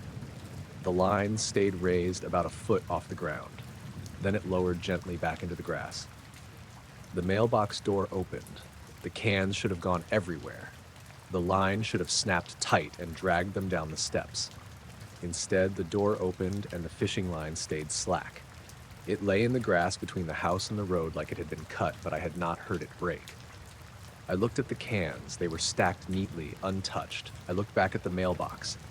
For a moment, there was something behind it, not a person. I could not make it into a body. It was more like a patch of the background had the wrong texture. The road and ditch behind the mailbox looked grainy, like an old TV picture. And that grainy patch was taller than the mailbox post and very still. The porch light shut off. My phone stopped recording. The screen went black even though it was plugged in. I pressed the side button. Nothing. I held it down. Nothing. I sat back down because my knees felt weak. I kept the bat across my lap and stared at the dark window until I could see the mailbox again by the faint light from the sky. The door was open. The line was invisible in the grass. The yard looked empty. At 3:17, the phone turned back on by itself. The battery showed 61%. The video file stopped at 2:41 exactly. It showed the line lifting, then the first inch of the mailbox door opening, then the image smeared sideways and ended. The audio continued for 2 more seconds after the picture froze. On it, under the small rattle of the cans, there was a sound like a man quietly clearing his throat. But I had not heard that in the room. I slept on the couch after sunrise for maybe 40 minutes and woke up feeling sick and stupid. I went outside with a kitchen knife to cut down the fishing line. It had not broken. It was still tied to the mailbox door and still tied to the cans. Somehow it had gone slack while the door opened, then tightened again afterward. There was no way to do that unless the line had stretched several feet and then unstretched, which it had not. The flower on the porch steps was untouched. The flower near the mailbox was different. There were no footprints. Not human, not animal. But the flower had moved outward from the base of the post in thin lines, like it had been blown from the center by a small burst of air. The lines pointed in all directions. The mud underneath was smooth again. Inside the mailbox, there was one thing that did not belong. A small square of paper sat on top of the mail. At first I thought it was part of an envelope, but it was thicker, almost like photo paper. It was blank on one side. On the other side was a gray image, blurry and low contrast. It took me a minute to understand what I was looking at. It was my front porch. The angle was wrong. It was taken from inside the mailbox, looking back toward the house through the open door. The porch light was on. The front door was open a crack. I was standing in that crack, holding the bat, barefoot from Thursday night. I dropped it in the yard. Then I picked it back up because leaving it there felt worse. I called Dana. I told her I was coming over and asked if I could bring the dog crate, even though we did not have a dog anymore. I do not know why I said that. I think I wanted an excuse to pack something that made sense. She told me to just come. I spent the rest of the morning taking down cameras and throwing clothes into a duffel bag. I left the mailbox open because I did not want to touch it again. Before I drove away, I sat in the truck and looked at the house. In daylight, it looked normal. Brick front, cheap shutters, porch steps that needed paint. Nothing about it looked like a place where strange things happened. I stayed at Dana's apartment for 2 nights. Nothing happened there. I slept badly, but I slept. On Sunday afternoon, I went back to the house with Dana and her brother Marcus. Marcus was a big guy, a deputy in Warren County, and he had brought his off-duty pistol even though he kept saying it was probably some neighbor messing with me. The mailbox was closed when we arrived. I know I had left it open. Marcus checked it first. He opened the door with 2 fingers and looked inside. Empty except for a supermarket flyer and a water bill. No smell. No dents I had not already seen. He walked the yard, checked the ditch, looked under the porch, shined a flashlight into the crawl space. He found nothing. I could tell he wanted to be helpful, but also did not want to encourage me. Dana stood by the truck, arms crossed, watching the road. I decided to grab more clothes while they were there. Inside, the house smelled stale, like it had been closed up for weeks instead of 2 days. I went upstairs to the bedroom. The curtains were still half open. The bed was unmade. The square of porch light was not on the ceiling because it was afternoon, but I found myself looking there anyway. On the nightstand, my alarm clock was flashing. Not 12 like after a power outage, 2:41. I unplugged it and put it in a drawer. I moved out the next weekend.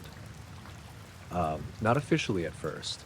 I just took what I needed and stayed at Dana's until I found a small rental on the other side of town. The house sat empty for a month before I listed it.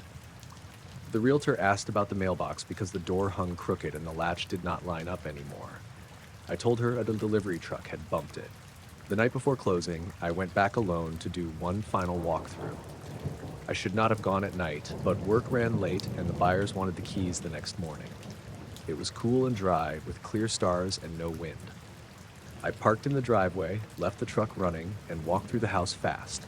No furniture, no rugs, every room echoing. I checked windows, back door, thermostat, breaker panel. Everything was fine. When I stepped back onto the porch, the motion light came on. I looked at my watch, 2:41. I had not realized it was that late. I had lost track, cleaning the kitchen cabinet under the sink. The street was empty. The mailbox stood by the road with its little red flag down and its door closed. I walked to my truck without looking away from it. Halfway down the steps, I heard the mailbox creak. The door opened 2 inches. I got in the truck, locked the doors, and backed out so fast the tires chirped on the driveway. As I turned onto the road, the headlights swept across the mailbox. For a second, the open door reflected bright white. Behind it, in the dark space inside the box, 4 pale spots sat in a straight line, steady and dull, like something small was looking out from the back. I had the lower bunk in carriage C, the one closest to the door that connected to the next coach. I remember that because every time the train took a bend, the door rattled in its frame and the little metal latch clicked 3 times, like someone tapping a coin against a table. I was on the Caledonian Sleeper heading north from London to Inverness. It was late November, and I had booked the cheap shared berth because I was going up to help my sister move out of a flat in Nairn. I had a backpack, a phone charger, a packet of mints, and one of those meal deal sandwiches I never ate because the train made me feel slightly sick. The man above me was called Callum. I knew that because the attendant checked our tickets and said his name out loud.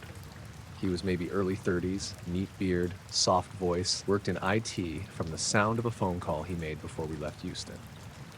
Across the aisle, in the other set of bunks, there was an older woman named Moira and a student called Dina, who had a bright yellow suitcase with one wheel that squeaked every time she moved it. None of us talked much after the first half hour. That kind of sleeper train silence settled in, where everyone tried to be polite and pretend they weren't hearing every cough and zip and plastic bag rustle. The train left on time. I watched the station lights slide away, then the dim backs of buildings, then long black stretches where the windows became mirrors. By midnight, most people in the carriage had gone quiet. I had trouble sleeping because the heating was too high and the air felt dry. I lay there with one arm out from the blanket, listening to the rhythm of the tracks and the low hum from under the floor. Now and then the train slowed, and I saw the orange glow of some empty platform smear across the ceiling. At some point after Preston, I gave up trying to sleep and sat up halfway. I checked my phone. It said 1:43. No signal, which didn't surprise me. The carriage was dark, except for the narrow blue aisle lights along the floor and the red standby dots on people's chargers. I remember looking out of the window across from my bunk. The blind was halfway down, not fully closed, and through the gap I could see rain on the glass. Not heavy rain, more like fine wet streaks moving sideways because of the speed. Beyond that, nothing much, just dark fields and the occasional pinprick from a farmhouse or a road. That was when I first noticed the sound. It wasn't loud. It sat underneath the train noise, almost like pressure in my ears before a tunnel. A low, flat tone, not mechanical exactly. More like the sound you get when a speaker is on but nothing is playing, only deeper. I swallowed a few times, thinking my ears needed to pop, but it stayed there. I looked around. Callum above me was asleep, or seemed to be. Dina had one foot hanging over the side of her bunk. Moira had pulled her blanket up around her shoulders. Farther down the carriage, I could see shapes of other passengers under blankets, heads turned to the wall or toward the aisle. Then the lights along the floor flickered. Not off, just dimmer, then bright again. It happened twice, with maybe 5 seconds between. I waited for someone to stir, but nobody did. The tone kept going, steady and low, and for some reason I felt like I needed to be very still. I told myself it was some electrical thing. Trains had noises. Old coaches made weird sounds. It was cold outside and wet. There were a dozen boring explanations. Then the rain on the windows stopped moving. That sounds wrong, but that was how it looked. The streaks didn't slide or wobble with the motion anymore. They held in place on the glass like the train had stopped, except the track noise was still going and the floor still trembled under me. I leaned forward just a little and looked through the gap under the blind. The dark outside had changed. It wasn't black anymore. It had gone gray, but not the normal gray of dawn or station lights. It was a flat, pale gray with no direction to it, like light coming through thick fog. I couldn't see fields. I couldn't see the reflection of the carriage either. Just that gray brightness pressed against the window. My first thought was that we were passing through a lit industrial area or a long tunnel with white walls, but there were no shadows, no posts flashing by, no pattern. The light was too even. The tone got stronger. I felt it in my teeth. I must have lain back down then, because the next thing I remembered clearly was waking up.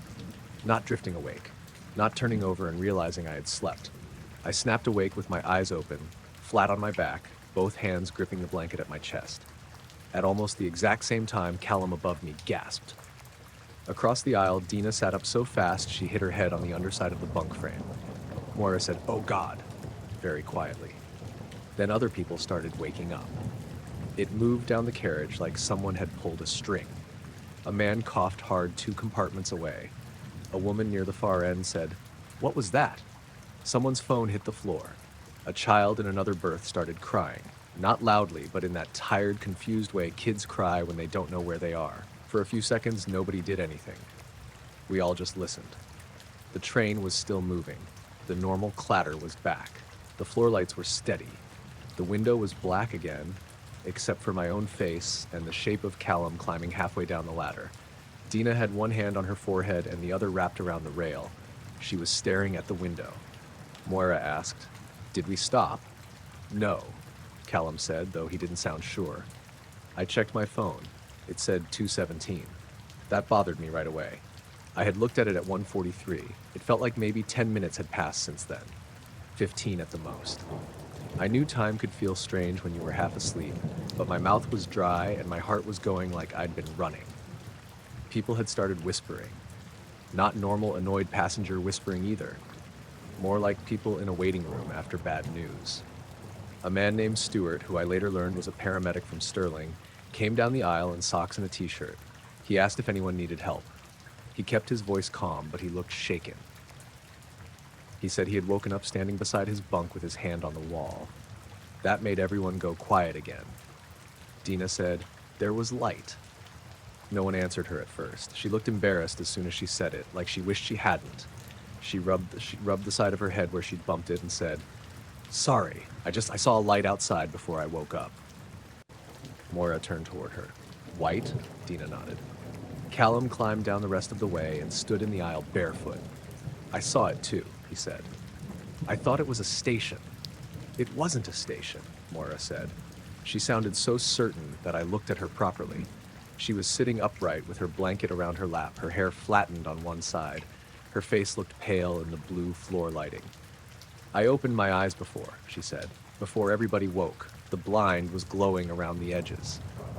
A guy from the next berth leaned out. His name was Pavel, according to his ticket sticker. He had been asleep with earbuds in, but he was holding them in his hand now, both wires tangled.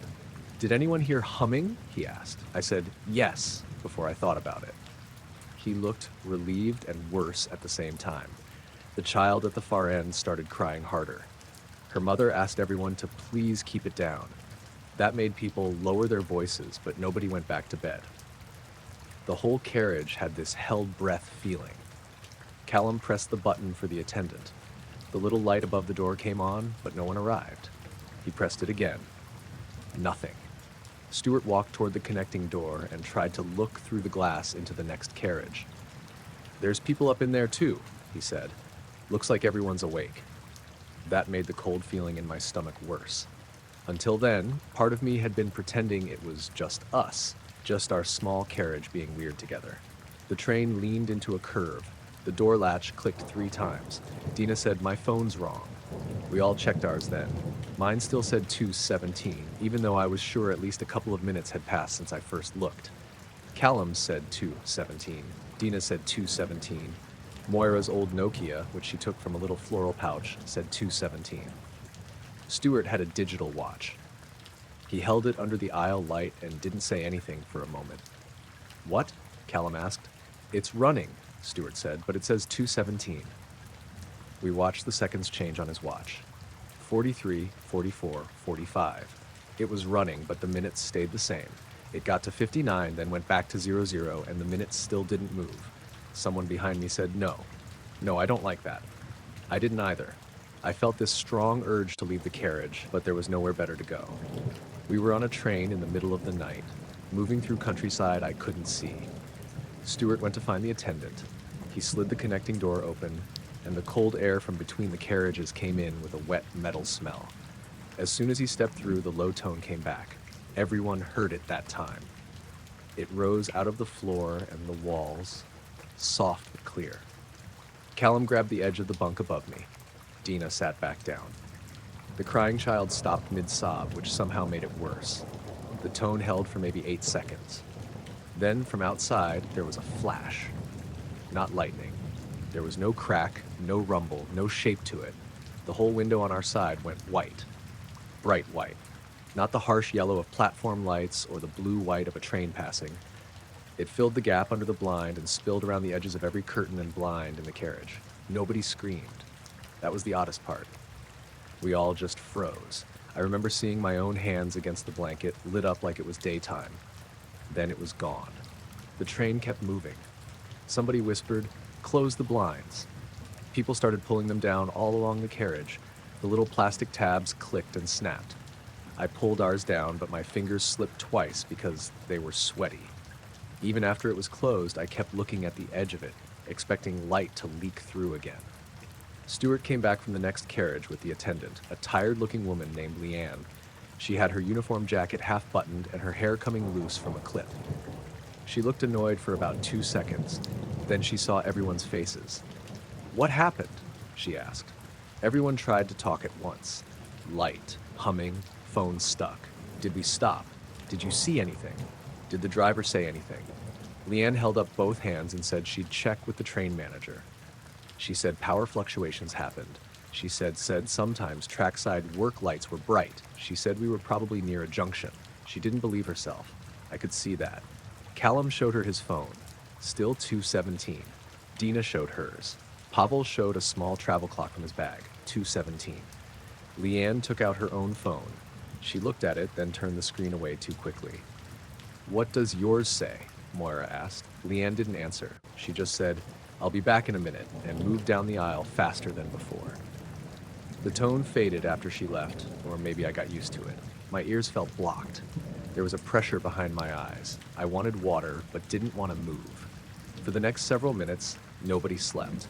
We sat in little groups, whispering across the aisle. The train didn't seem to slow. Through a tiny gap in one blind near the far end, I saw nothing but black and occasional streaks of rain. Then Pavel noticed the condensation. He had been standing near the window between the berths where there was a small section of glass with no blind. He leaned close to it and said, "There are marks." Callum and I went over. I didn't want to, but I went anyway. The glass had fogged from the inside because everyone was awake and breathing. On that fogged patch, there were 3 clean circles, each about the size of a 2-pound coin arranged in a triangle. The glass inside the circles was clear, like someone had pressed fingertips there. But the circles were too perfect, and they were on the upper part of the window, higher than anyone would naturally touch while standing in the aisle. Pavel wiped one with his sleeve. It disappeared, leaving a smear. "Could have been there already," Callum said. "Yeah," I said, though I didn't think that. Moira called from her berth. "There's one here too."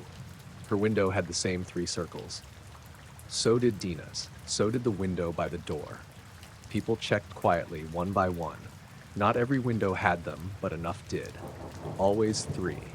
Always in a triangle. Always on the inside. The little girl's mother told her not to look.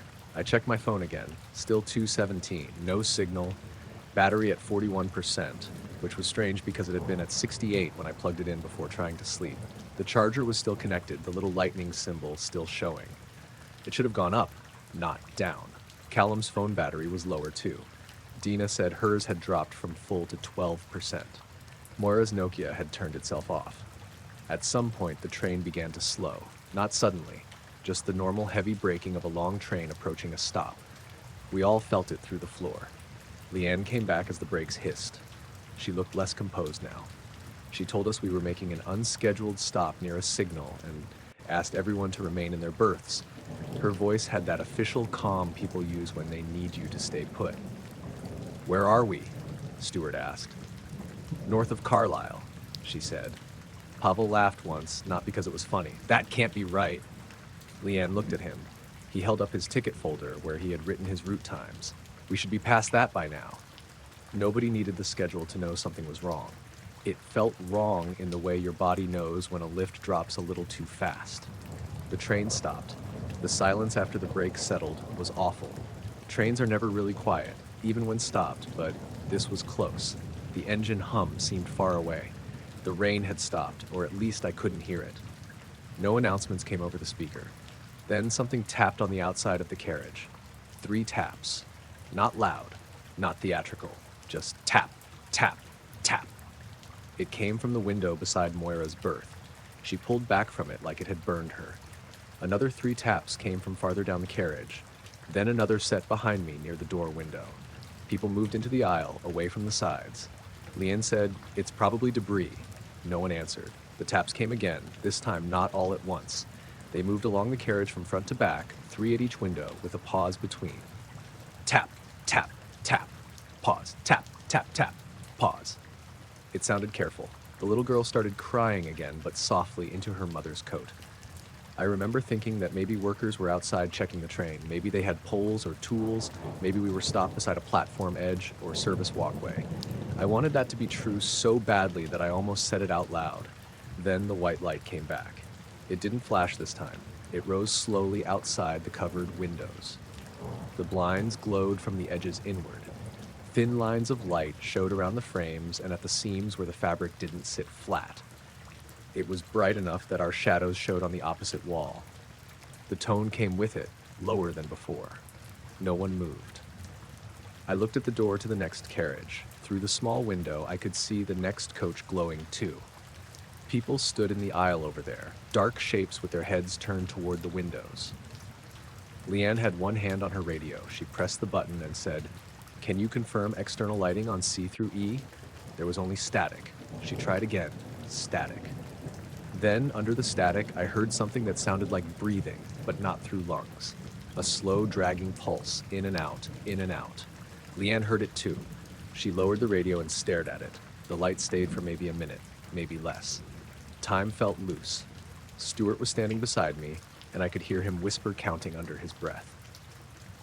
He got to 31, stopped, started again, then stopped for good. When the light faded, the tapping stopped with it. A few seconds later, the train jolted and began to move. Everyone grabbed something. The movement felt too abrupt, like the driver had been told to go right now. The wheels screeched once, then the normal rhythm returned. The carriage lights flickered again, and the heating kicked in with a stale, hot smell. Phones started working at the same moment. Mine jumped from 217 to 306. A few people made noises when they saw it. Dina whispered, "No, no, no." Callum kept locking and unlocking his screen, like the time might change back if he caught it at the right second. Signal came back one bar at a time. Messages began arriving in little bursts. My sister had texted at 2:12 asking if I was asleep yet.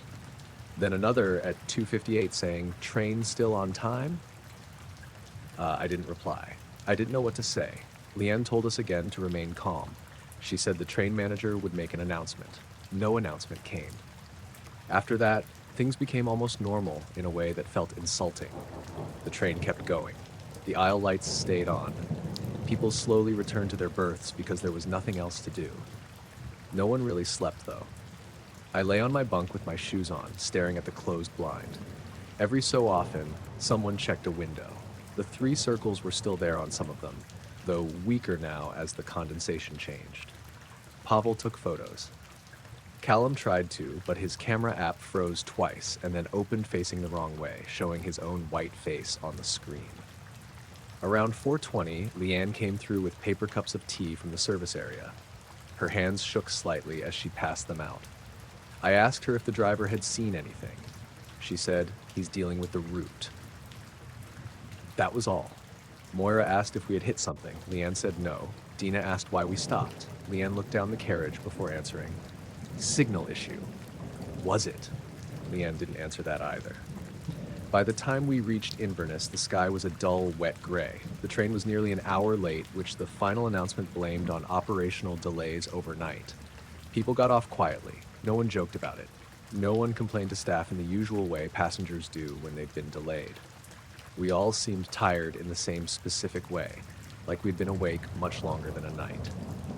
On the platform, I saw Callum talking to Stuart near the coffee kiosk. Dina stood with her yellow suitcase, texting with both thumbs. Moira sat on a bench and stared at the train like she expected it to do something. I checked the outside of carriage C as I walked past.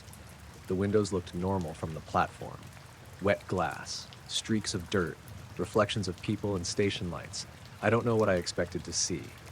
Fingerprints, scorch marks, anything.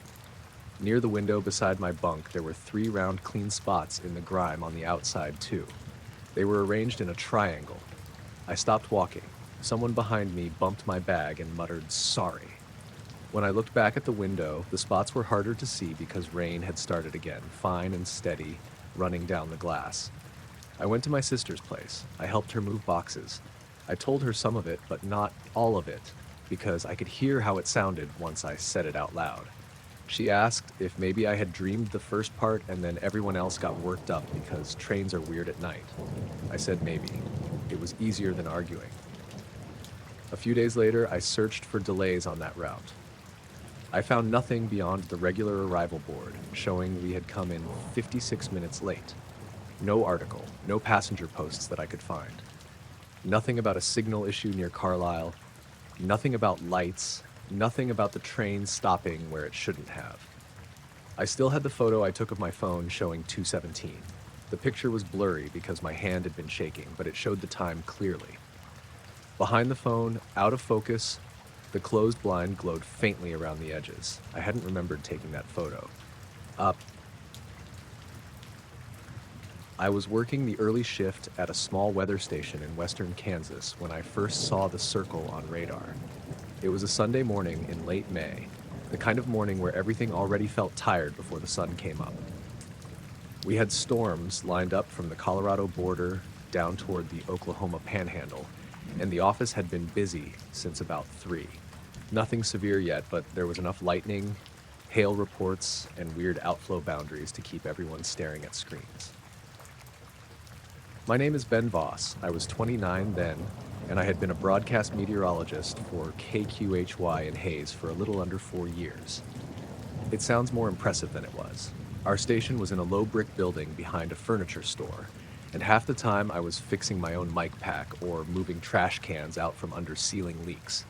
That morning it was just me and our overnight producer, Talia Marino, plus a weekend assignment editor named Grant, who had fallen asleep in the newsroom with his hoodie over his face. Talia was cutting clips from a fire department fundraiser while I watched radar, drank bad coffee, and waited for the 6 o'clock cut-in. The storms were moving northeast, which was expected. The upper-level winds were strong out of the southwest, and everything on the screen had that same slanted push. Green and yellow rain bands. Red cores where the hail might be.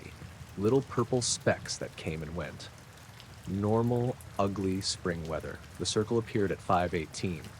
I remembered the time because I had just typed it into the forecast notes. Line of storms entering Trego County around 5:18. I glanced at the radar loop after that, and there it was. At first, I thought it was a data dropout. On the reflectivity map, there was a clear round hole in the middle of a solid rain shield southwest of Waikini. Not oval, not ragged, not like a dry slot or weak echo region. A clean circle, maybe 2 miles across, where there should have been precipitation. Around it, the rain was moderate to heavy. Inside it, nothing. Black background. No returns. I leaned closer to the monitor and dragged the loop back 5 frames. The hole wasn't there at 5:12. At 5:14, a faint dark curve showed up. At 5:16, it was a full circle. By 5:18, it had sharpened. I said, that's weird. Talia didn't look up. What is? Radar's got a dropout. Like a glitch? Maybe. I switched radar sites. We usually use the Dodge City feed for storms southwest of us, but I pulled up Goodland and then Wichita just to compare. The circle was on all of them. Not exactly the same strength because of beam angle and distance, but it was there. That made me sit back. Single site glitches happened. Ground clutter happened. Birds happened. Wind farms made messes.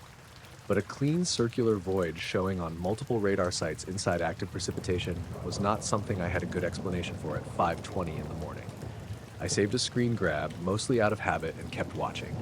The circle moved west. That was the part that made my stomach tighten. Everything around it was moving northeast. The storm cells, the lighter rain, the outflow, all of it. The whole moved in the opposite direction, slowly but clearly, like someone sliding a coin under a printed map. It didn't drift with the storm. It cut back through it. I checked velocity. The storm winds were messy, but the general flow was exactly what I expected. Inbound and outbound colors where they should have been. No obvious rotation where the circle was. No tornado center, no debris, nothing that matched the shape. I checked correlation coefficient because sometimes hail or biological stuff could make odd patterns.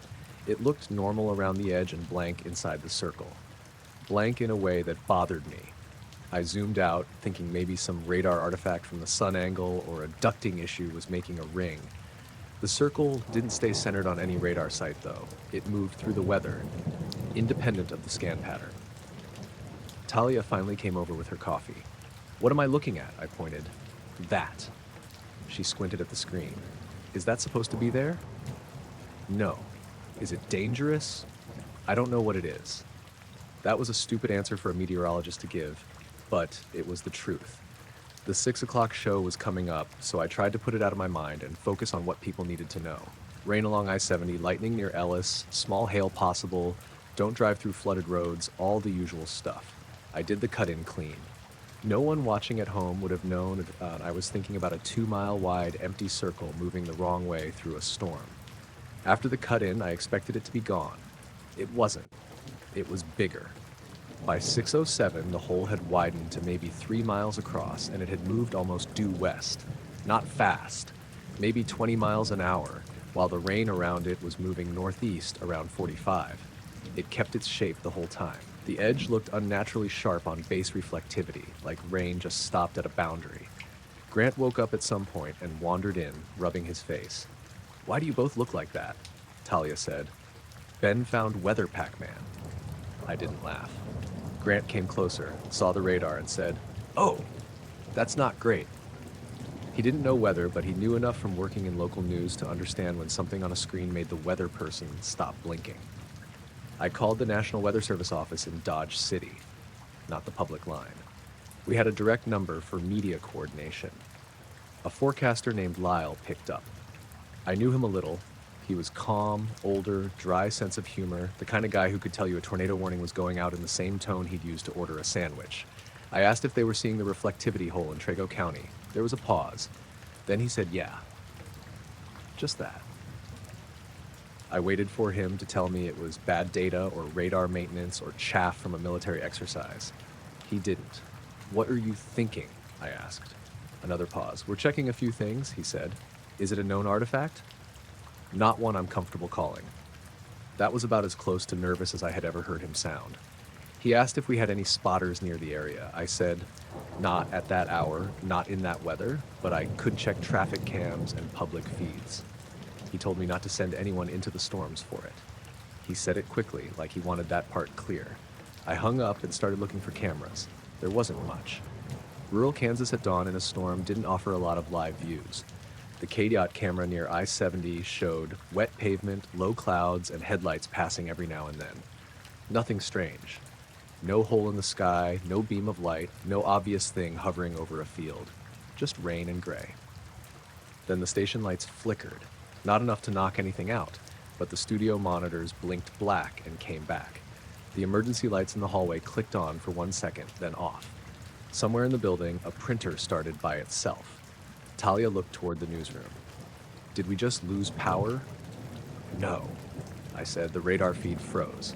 All 3 screens froze at 6:12:34. I remembered the timestamp because the seconds were stuck in the corner. The circle was right there on the image, a clean black disk inside yellow and red returns, and the whole loop stopped like a paused video. I moved the mouse.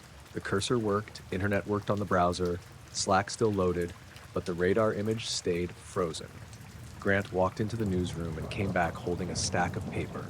The printer spit these out, he said.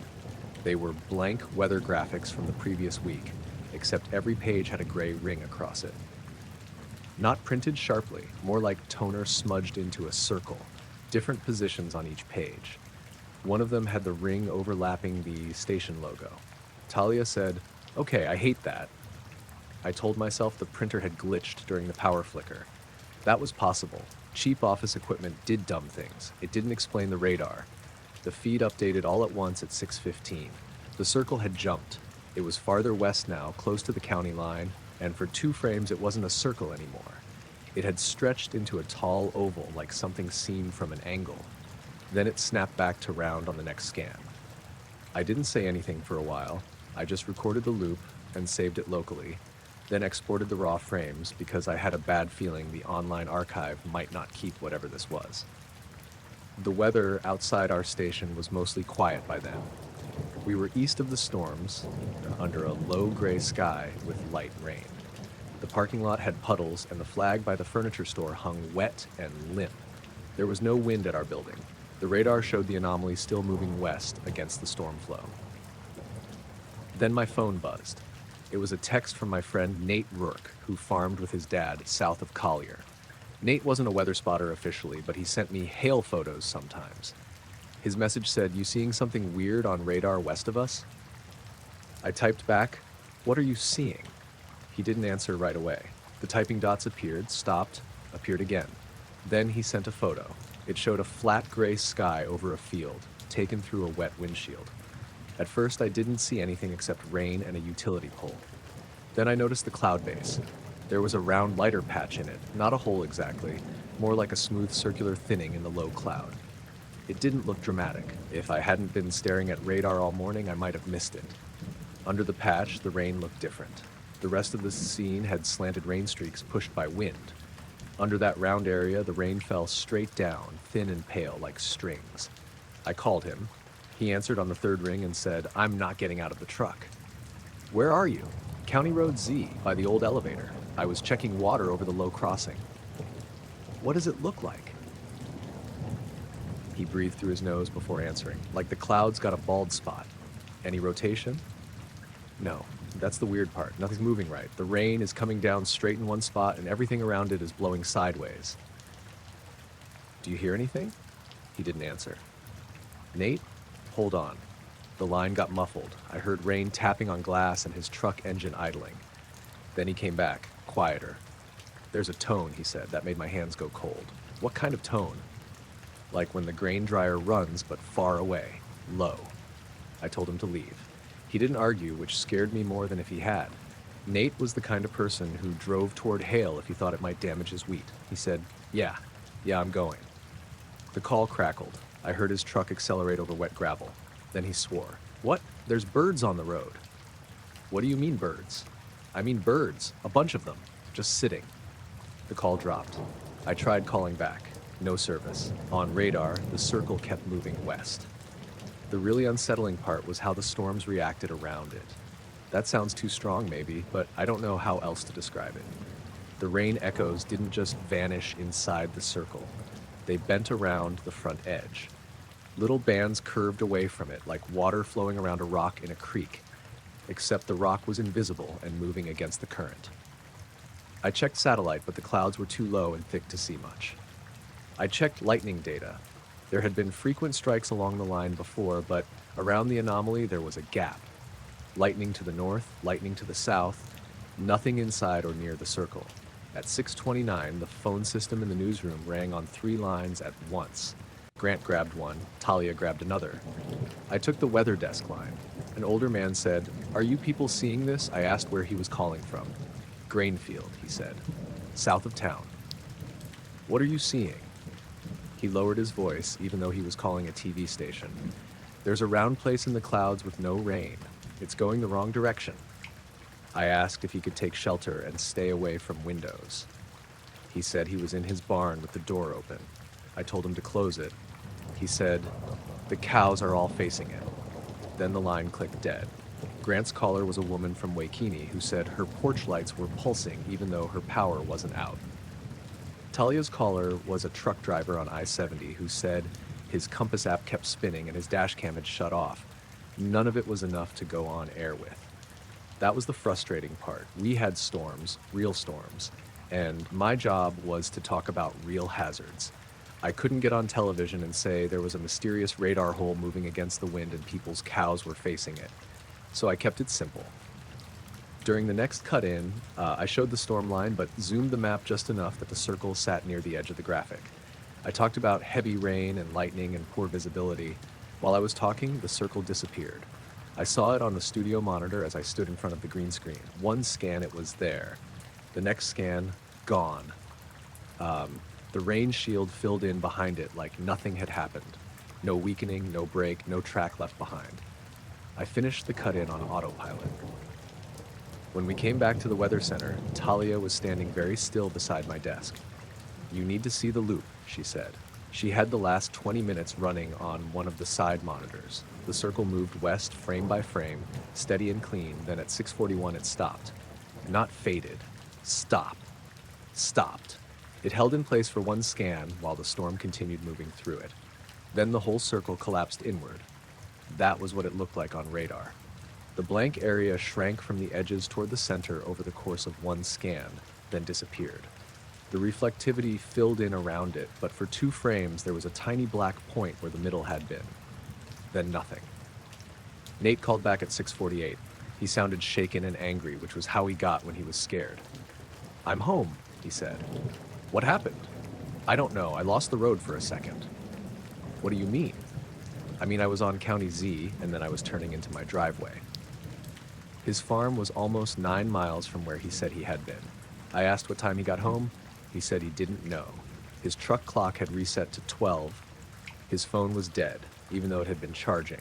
He said all the birds lifted off the road at the same time, right before his phone cut out, not flew away in a normal way. Straight up, he said, like they were pulled. Then he said there was a shadow in the rain. I asked him to explain. He got quiet. Not on the ground, in the rain, like something above me blocked part of it, but I couldn't see what. I didn't know what to say to that. He asked me not to use his name on air. I said I wouldn't. Then he said he needed to check on his dad and hung up. By 7, The sun was up behind the clouds and the storms had weakened. The office started feeling normal again because morning staff arrived, lights came on, people complained about coffee, and someone microwaved oatmeal. It should have made me feel better, but it didn't. The radar archive updated around 7:20. The anomaly was missing from it. Not hidden, not blurred, just not there. The archived loop showed the same storms, same county outlines, same timestamps, but the rain shield was continuous where the circle had been. If I hadn't saved local copies, I would have thought I had misread the live feed. I called Lyle at Dodge City again. He answered with his normal voice this time, which made it worse. I asked if their archive showed it. He paused. Then he said, "We had some bad frames earlier." On multiple radar sites? Looks like a processing issue. You said you were seeing it. I saw something that looked like a processing issue. That was not what he had said before. I asked if they had gotten any spotter reports. He said none that were actionable. I asked if he wanted my saved frame.